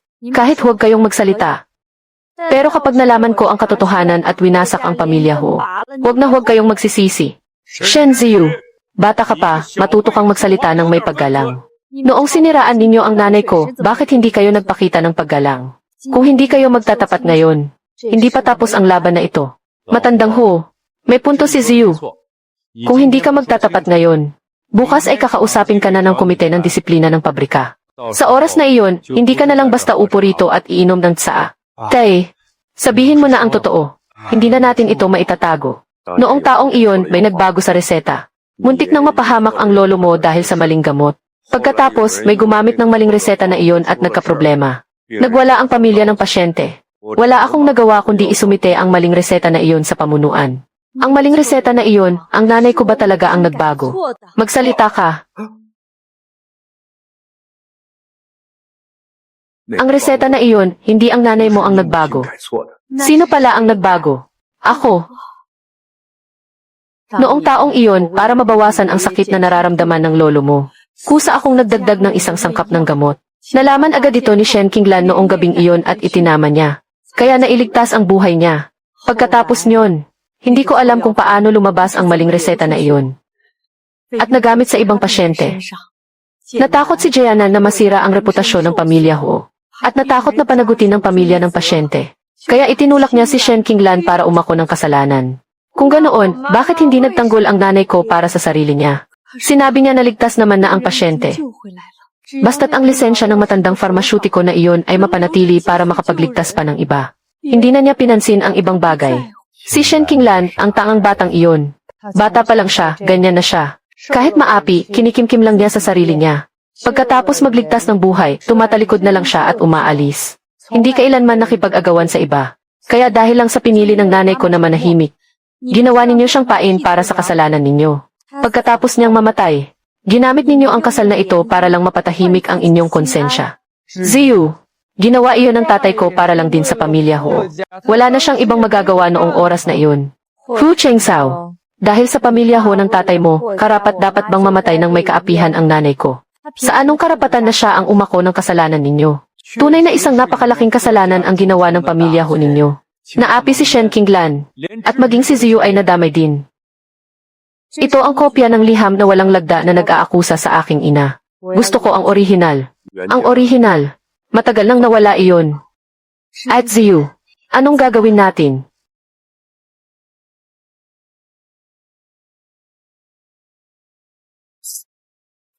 Ang orihinal. Nasa akin. Nababaliw ka na ba? Gusto mo bang ipahamak at sunugin ang pamilya ho na ito? Sa nakalipas na mahigit 20 taon. Taon-taon tuwing anibersaryo ng kamatayan ni Shen Qinglan, hindi ako makatulog sa gabi. Kung magpapatuloy pa ito, baka mabaliw na ako. Gusto ko lang mapanatag ang aking kalooban. Shen Ziyu. Ngayon, dapat nang ibalik sa iyo ang bagay na ito. Ang orihinal na hindi kilalang sulat, record ng reseta, at testimonya sa pagbago nito ay kumpleto na. Tito Chen, pakiusap po, Tito, pakilinaw ito sa publiko bukas. Oras na po para maibalik ang dangal ng aking ina. Huwag kang mag-alala. Bukas na bukas ng umaga, aasikasuhin ko agad ito. Napakabuti naman. Sa wakas, nalinisan na rin ang pangalan ni Shen Qinglan mula sa maling akusasyon. Shen Ziyu, gusto mo ba talagang sirain ang pamilya ho? 3 taon kang naging bahagi ng pamilyang ito. Trinato ka ba namin ng masama kahit kailan? Noong mga nakaraang taon, sinira ng pamilya ho ang aking ina. Ang kaunting kabutihan sa loob ng 3 taon na iyon, paano niyon mababayaran ang ginawa ninyo? Ho Jianan, kung may lakas ng loob kayong gawin ito, dapat panagutan ninyo. Oras na para pagbayaran ninyo ang mga kasalanang ginawa ng pamilya ho ninyo. Tungkol sa bagay na ito, kami ang magiging testigo. Kailangang magbigay ng malinaw na paliwanag ang pamilya ho. Cheng Sao, magsalita ka naman, bilis. Shen Ziyu, hindi ko hinihiling na patawarin mo ako. Sana lang ay mag-iwan ka pa ng kaunting dangal para sa pamilya ho. Ang dangal ng pamilya ho ninyo ay nakuha dahil sa pananahimik ng aking ina. Sa kanyang kawalang sala at maging sa kanyang sariling buhay. Ngayong lumabas na ang katotohanan, gusto niyo pa ring magtira ng dangal. Hindi kayo karapat-dapat.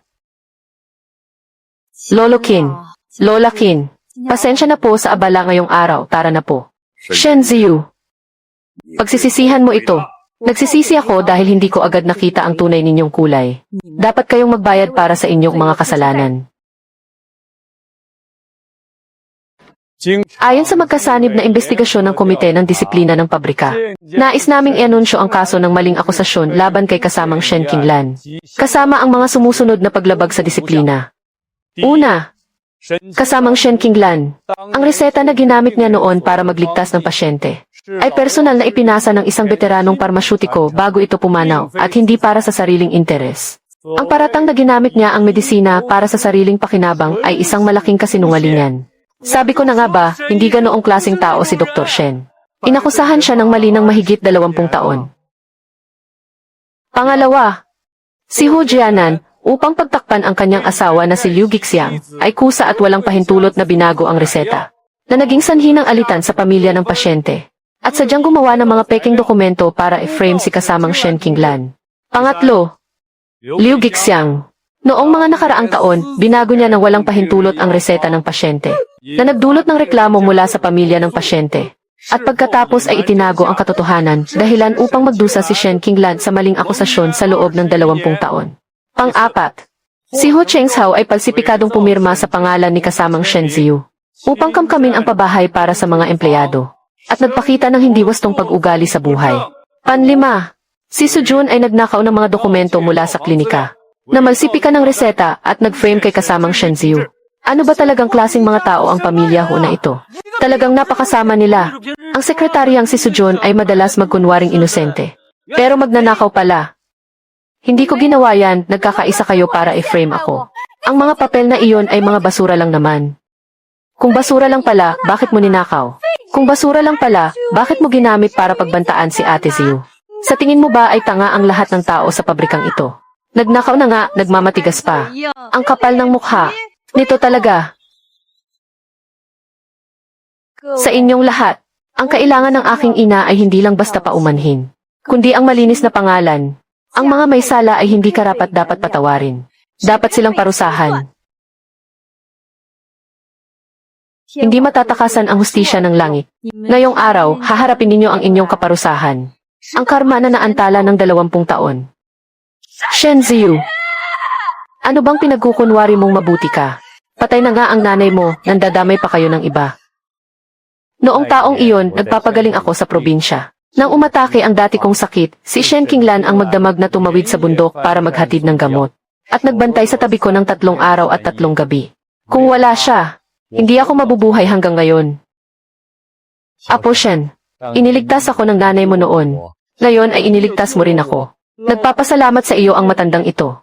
Lolo Qin, huwag po kayong gumawa ng ganyan. Isang doktor po ang nanay ko. Tungkulin po niyang magligtas ng buhay. At ginagawa ko lang din po ang ginawa ng nanay ko. Mabait na bata. Sigurado akong nakatingin ang nanay mo mula sa langit. At tiyak na mapapawi ang kanyang pag-aalala. Ayon sa desisyon ng komite ng pabrika, para sa mga empleyadong lumabag sa disiplina, ito ang mga parusang ipapataw. Si Hu Jianan ay tatanggalin sa pabrika at babawiin ang kanyang bahay. Tungkol sa kaso ng paninirang puri, ay ipapasa sa mga otoridad para sa kaukulang aksyon. Liu Gixiang ay babawiin ang lisensya sa pagiging doktor dahil sa nakaraang alitan sa reseta at sa pagtatakip ng katotohanan. Ay ipapasa sa mga otoridad para sa kaukulang aksyon. Hu Chengzhao ay tatanggalin sa pabrika dahil sa pamimeke ng pirma ni kasamang Shen Ziyu. Ay ipapasa sa mga otoridad para sa kaukulang aksyon. Si Su Jun ay tatanggalin sa pabrika dahil sa pagnanakaw ng mga dokumento sa parmasya at pamimeke ng reseta. Ay ipapasa sa mga otoridad para sa kaukulang aksyon.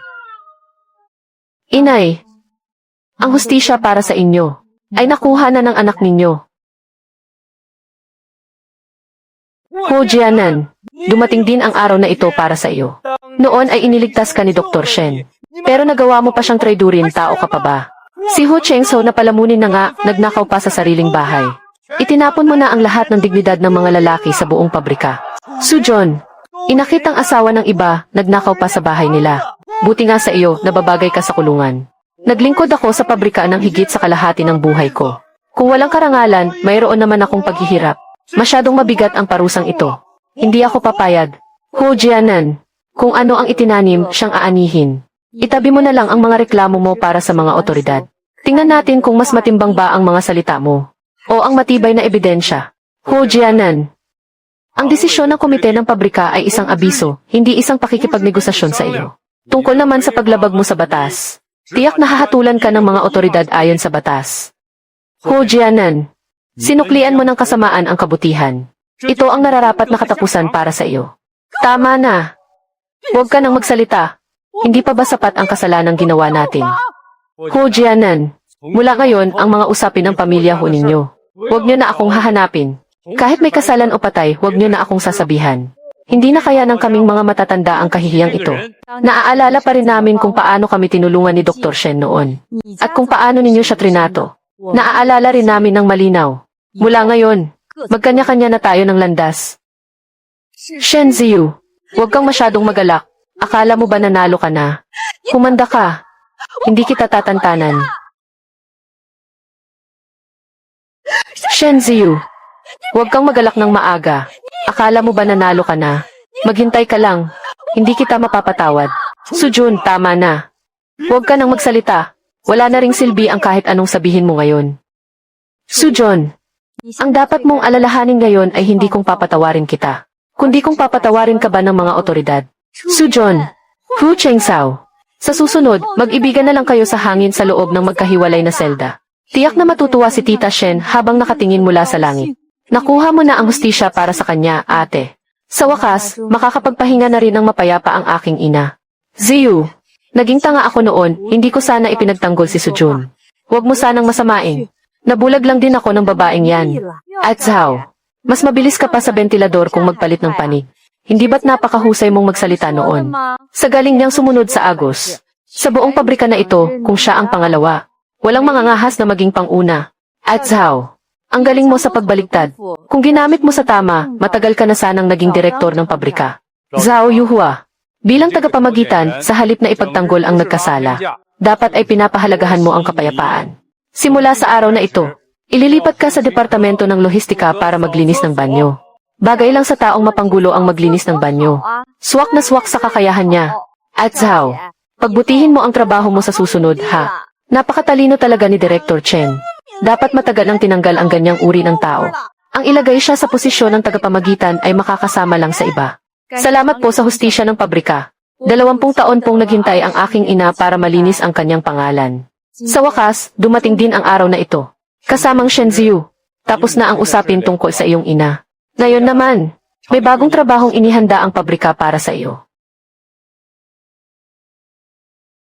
Ayon sa desisyon ng komite ng pabrika at ng ospital ng distrito, ililipat si kasamang Shen Ziyu sa departamento ng parmasya ng ospital ng distrito. Magulat ka doon ngayong araw.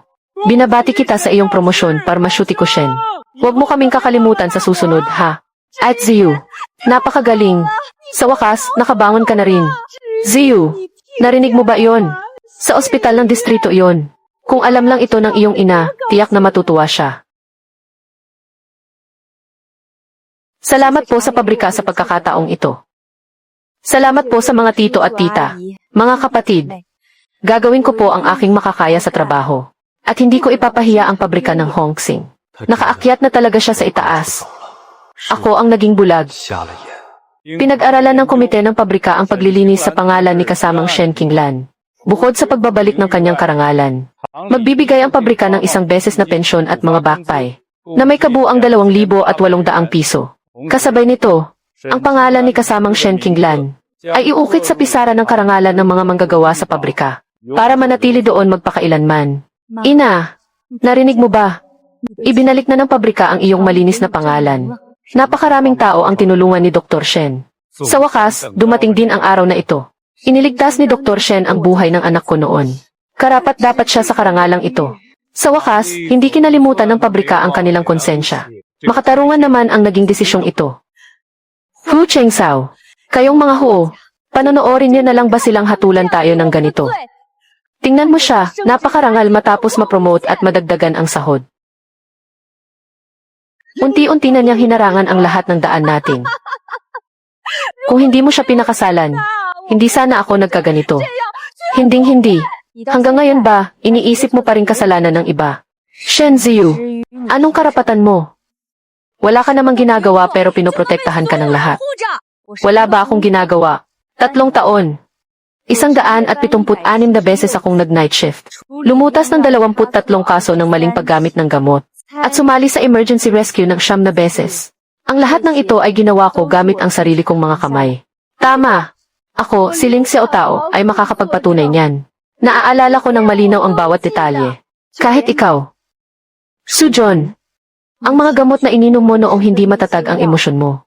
Ay ako rin ang nagreseta ng paisa-isa ayon sa regulasyon ng walang kinikilingang galit. O ano naman ngayon? Pharmacist ka. Trabaho mo namang gawin yan. Tama. Isa akong medical practitioner. Mayroon akong etika sa medisina na dapat taglayin. At higit sa lahat, tao rin ako. Mayroon akong konsensya at pagkatao na dapat mayroon ang isang tao. E ikaw, anong mayroon ka? Puno ka lang ng maruruming balak at masasamang balakin. May direktor na nagtatanggol sa iyo. May mga kaibigang sumasang-ayon sa iyo. At kahit ang mga narito ay nagsasalita para sa iyo. Siyempre, madali lang sa iyong magsalita ng ganyan. Tinulungan ako ng direktor dahil sa hustisya ng proseso. Tinulungan ako ni Xiao Tao at Ate Wang dahil sa makataong hustisya. At tinutulungan ako ng lahat dito dahil sa malinaw na katarungan. Sa sarili mo, mayroon bang kahit anong bagay na karapat dapat tulungan ng iba? Tapos na ang pulong. Guardia. Ihatid sina Hu Chengsao, Sujon, at Hu Jianan sa mga otoridad. Hu Chengsao, Sujon, Hu Jianan, Liu Gixiang. Sangkot kayo sa mga gawaing kriminal. Nakatanggap kami ng ulat tungkol sa kaso. Ipinapatawag namin kayo ngayon para sa investigasyon. Habang nakalaya pansamantala, bawal kayong umalis sa bayang ito. Shen Ziyu, huwag kang masyadong mayabang. Makakarma ka rin. Ang sinapit ng nanay mo ang magiging katapusan mo. Alalahanin mo muna ang sarili mo. Ang magiging katapusan mo ay ang umiyak sa likod ng mga rehas.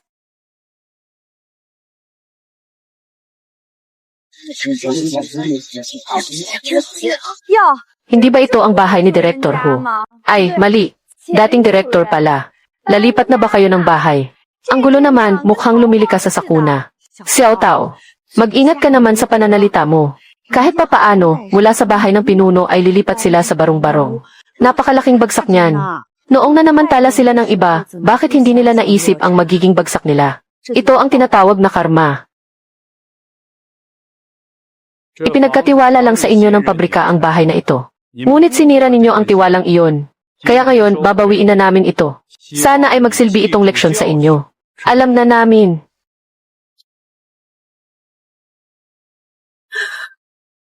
May mga tao talaga.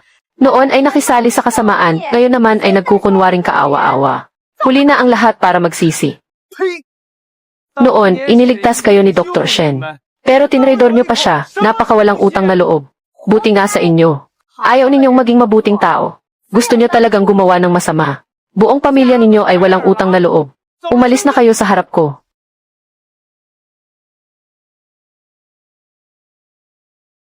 Ziyu, patawad sa nagawa ko sa iyo. Maaari mo ba? Maaari mo ba akong patawarin kahit isang beses pa? Hu Chengsao, napakawalang halaga naman ng tawad mo. Hindi ko kailangan yan. Pero dahil lilipat na kayo ng bahay, at may pinagsamahan naman tayo kahit paano, magiging bukas palad ako at bibigyan ko kayo ng regalo para sa inyong paglipat.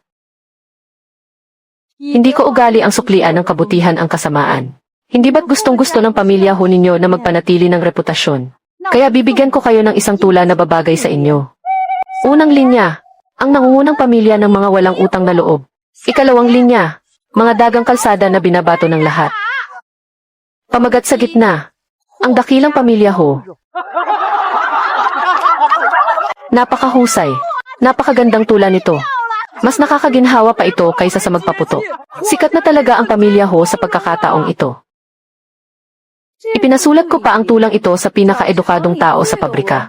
Kay Master Lee, bagay na isabit ito sa bago ninyong bahay. Tingnan ninyo ito araw-araw para maalala ninyo kung paano maging tao. Chengsao, tara na.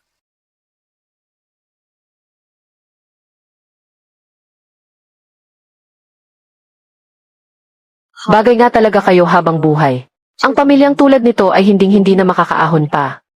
Shen Ziyu, mas matatag ka kaysa sa inakala ko. Ang tungkol sa iyong ina, hindi iyon kalilimutan ng pabrika. Tito Chen, maraming salamat po. Kayo po ang nagbigay sa akin ng lakas ng loob para ipaglaban ang katarungan. Inay, nakikita mo po ba? Nabayaran na nila ang lahat ng utang nila sa iyo. Ang mga susunod na araw ay magiging simula ng bagong buhay. Tara na, Chen Ziyu. Bukas ay opisyal ka ng pharmacist ng ospital ng probinsya. Tama ka. May magandang hinaharap na naghihintay sa atin. Parang may nakalimutan yata ako. Ang kasunduan sa diborsyo.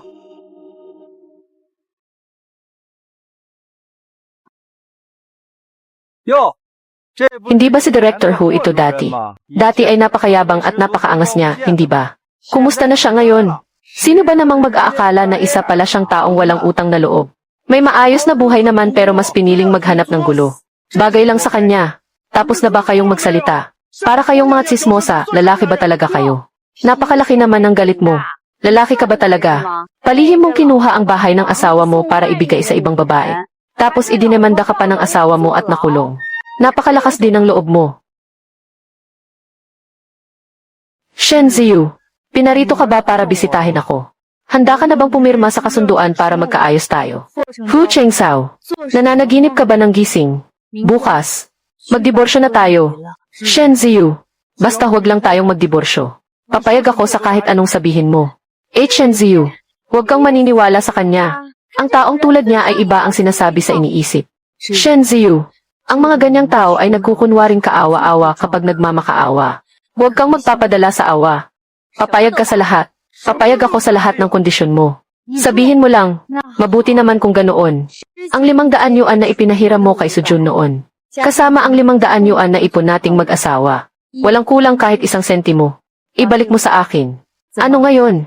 Kani-kanina lang, sinabi mong papayag ka sa kahit anong kondisyon, di ba? 1,000 lang, nang hihinang ka na agad. Kailan pa siya naging ganito katuso? Dati naman ay hindi siya mapagkwenta. Hindi pala sa hindi niya alam, kundi nagtitimpi lang pala siya. Akala ko pa naman ay madali lang siyang apihin.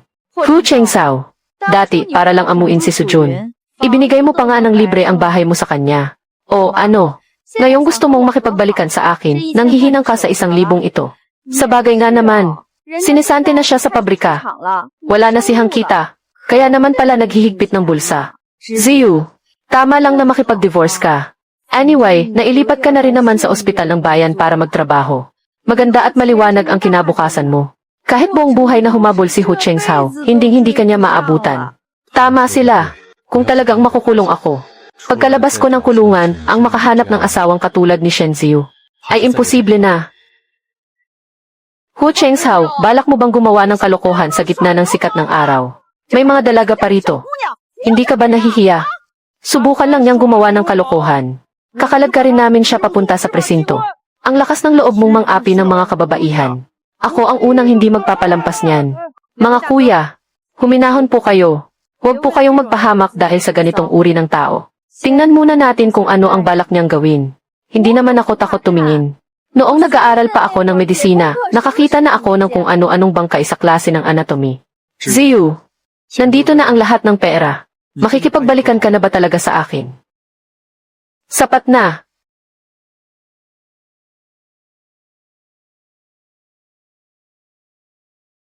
Eksaktong 1,000. 正好。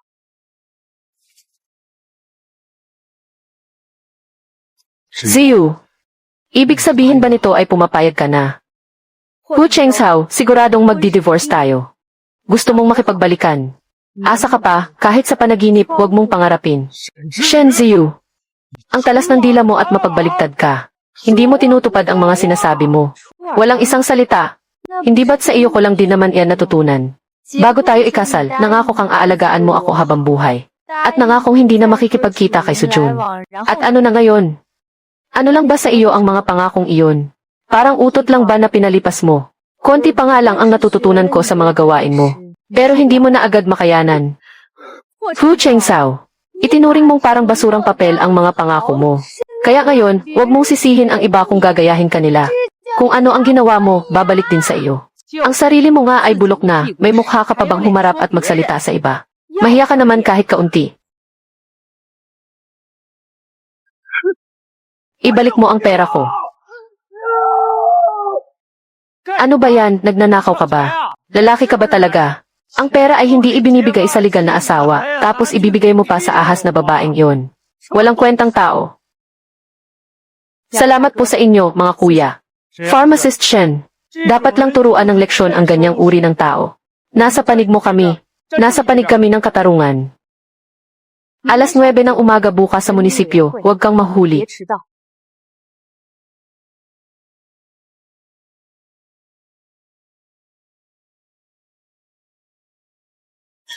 Magandang araw po, ito po ang aplikasyon para sa divorce. Kumpirmado po ba ng magkabilang panig ang kusang loob na paghihiwalay?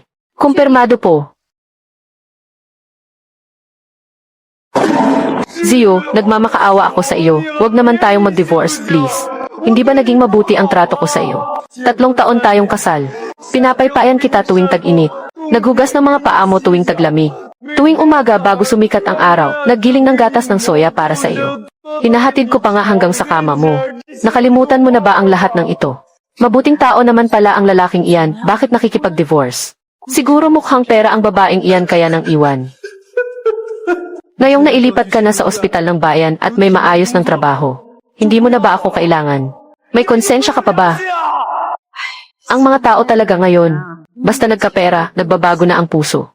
Pare-pareho lang ang mga lalaki at babae.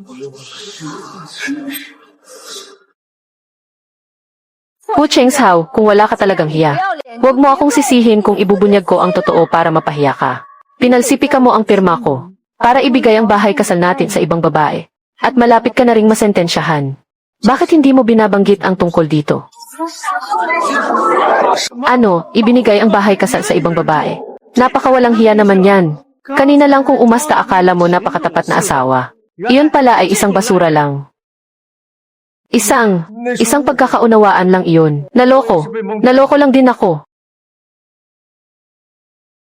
Hu Chengshao, umabot na sa ganito, huwag ka nang umarte. Nagbago na ang ihip ng hangin tapos na ang palabas mo.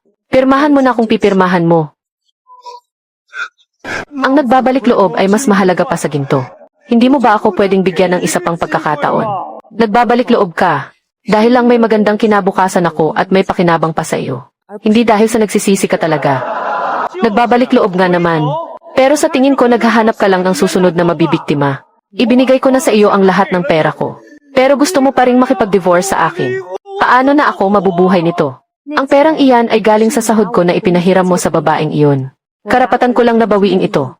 Kinuha mo ang pera ko tapos umaasta kang mapagbigay. Katuwang naari-arian natin iyon bilang mag-asawa. Katuwang naari-arian. Ginamit mo para buhayin ang ibang babae. Pagnanakaw ang tawag dyan.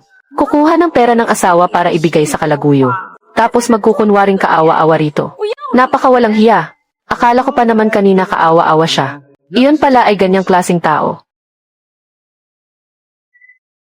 Shen Ziyu, talaga bang gusto mo akong ipitin sa sulok? Ikaw mismo ang nag-ipit sa sarili mo. Inilalahad ko lang ang mga ginawa mo ng paisa-isa. Fu Chengzhao, itigil mo na ang pag-inarte mo. Ngayong araw, matutuloy ang divorce na ito. Pipirma ka ba o hindi? Hindi ito teatro, kung gusto mong umiyak, lumabas ka.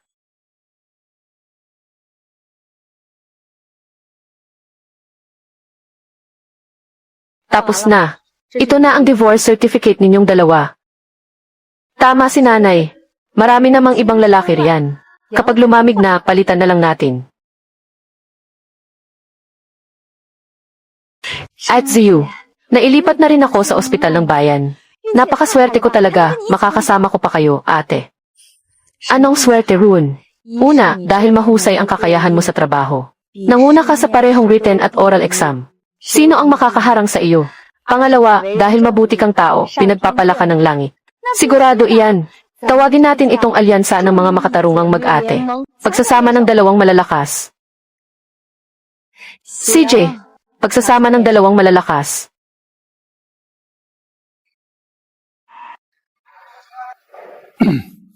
Pharmacist Shen, tungkol sa huling konsultasyon, naging makitid ang isip ko. Gumaling na si Lolo Qin at nakalabas na ng ospital. Bilib ako sa kakayahan mo sa medisina. Marunong na palang magsalita ng makatao si Yusi. Ma!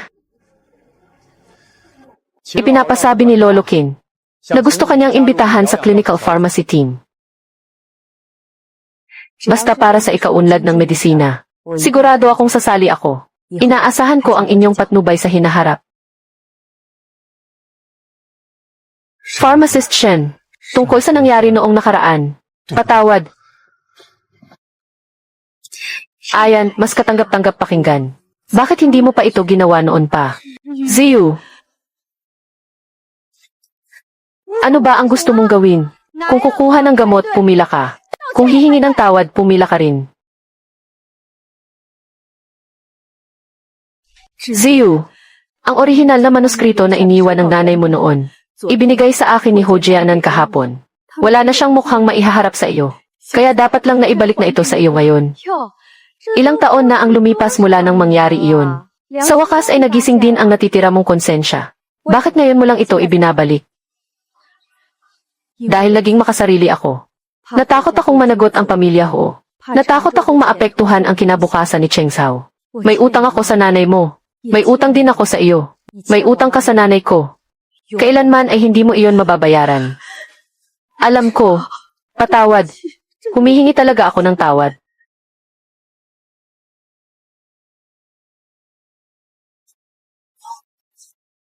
Ipapaskil ko ang sulat ng paghingi ng tawad sa dormitoryo at sa gate ng ospital. Hindi ko tatakasan ang anumang parusang dapat kong tanggapin. Kung alam mo lang pala na hahantong sa ganito, bakit mo pa ginawa? Para saan pa ang pagpapanggap na mabuting tao ngayon? Habang tumatanda, lalong natatakot mamatay. Dahil sa dami ng ginawang labag sa konsensya. Natatakot lang na multuhin ng mga taong nagawa ng masama.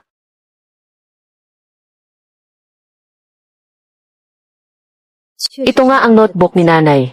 Ito ang pinaghirapan niya sa buong buhay niya. Ngayon, ano ang balak mong gawin dito, ate? Gusto kong pagsama-samahin ang mga resetang ito para gawing gabay sa ligtas na paggamit ng gamot. Ang mga lumang reseta ay nakakapagligtas ng buhay, pero hindi ito pwedeng gamitin ng basta-basta. Dapat na malinaw na nakasulat ang mga babala. Hindi pwedeng masayang lang ang pinaghirapan ni nanay. Ate Ziyu, napakahusay mo talaga. Marami talaga akong dapat matutunan sa iyo. Mag-aral tayo ng sabay, at sabay din tayong umunlad.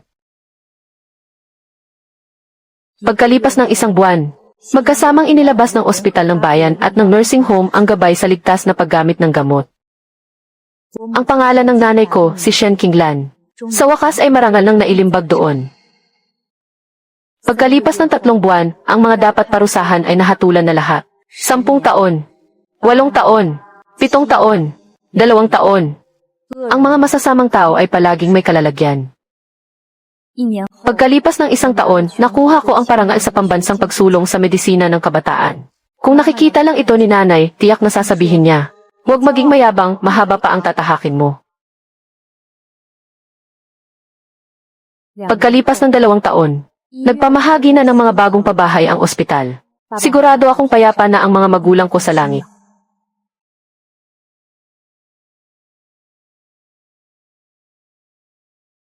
Lolo Kin, napaka-stable po ng inyong presyon ng dugo. Mas mabuti po ito kaysa noong nakaraang buwan. Salamat sa mabuting pag-aalaga mo sa akin. Sa susunod, aasahan ka na namin sa pamamahala ng nursing home na ito. Gagawin ko po ang lahat ng aking makakaya. Nariyan na ang sabaw. Sabaw ng itim na manok na may dangsyen. Lolo Kin, uminom pa po kayo ng 2 mangkok. Xiao Tao, ang binunot mo ay ang halamang gamot na itinanim ko. Punla iyon, hindi damo. Ito po, hindi ba ito damo? Mukhang damong-damo naman po. Gaano man karami ang binunot mo, itatanim mo ulit ang lahat ng iyan para sa akin. Huwag kang tumakbo, papaluin kita ngayon. Xiao Tao, bilisan mo ang pagtakbo. Noong kabataan ng matandang ginang, siya ang kampiyon sa sprint ng bayan.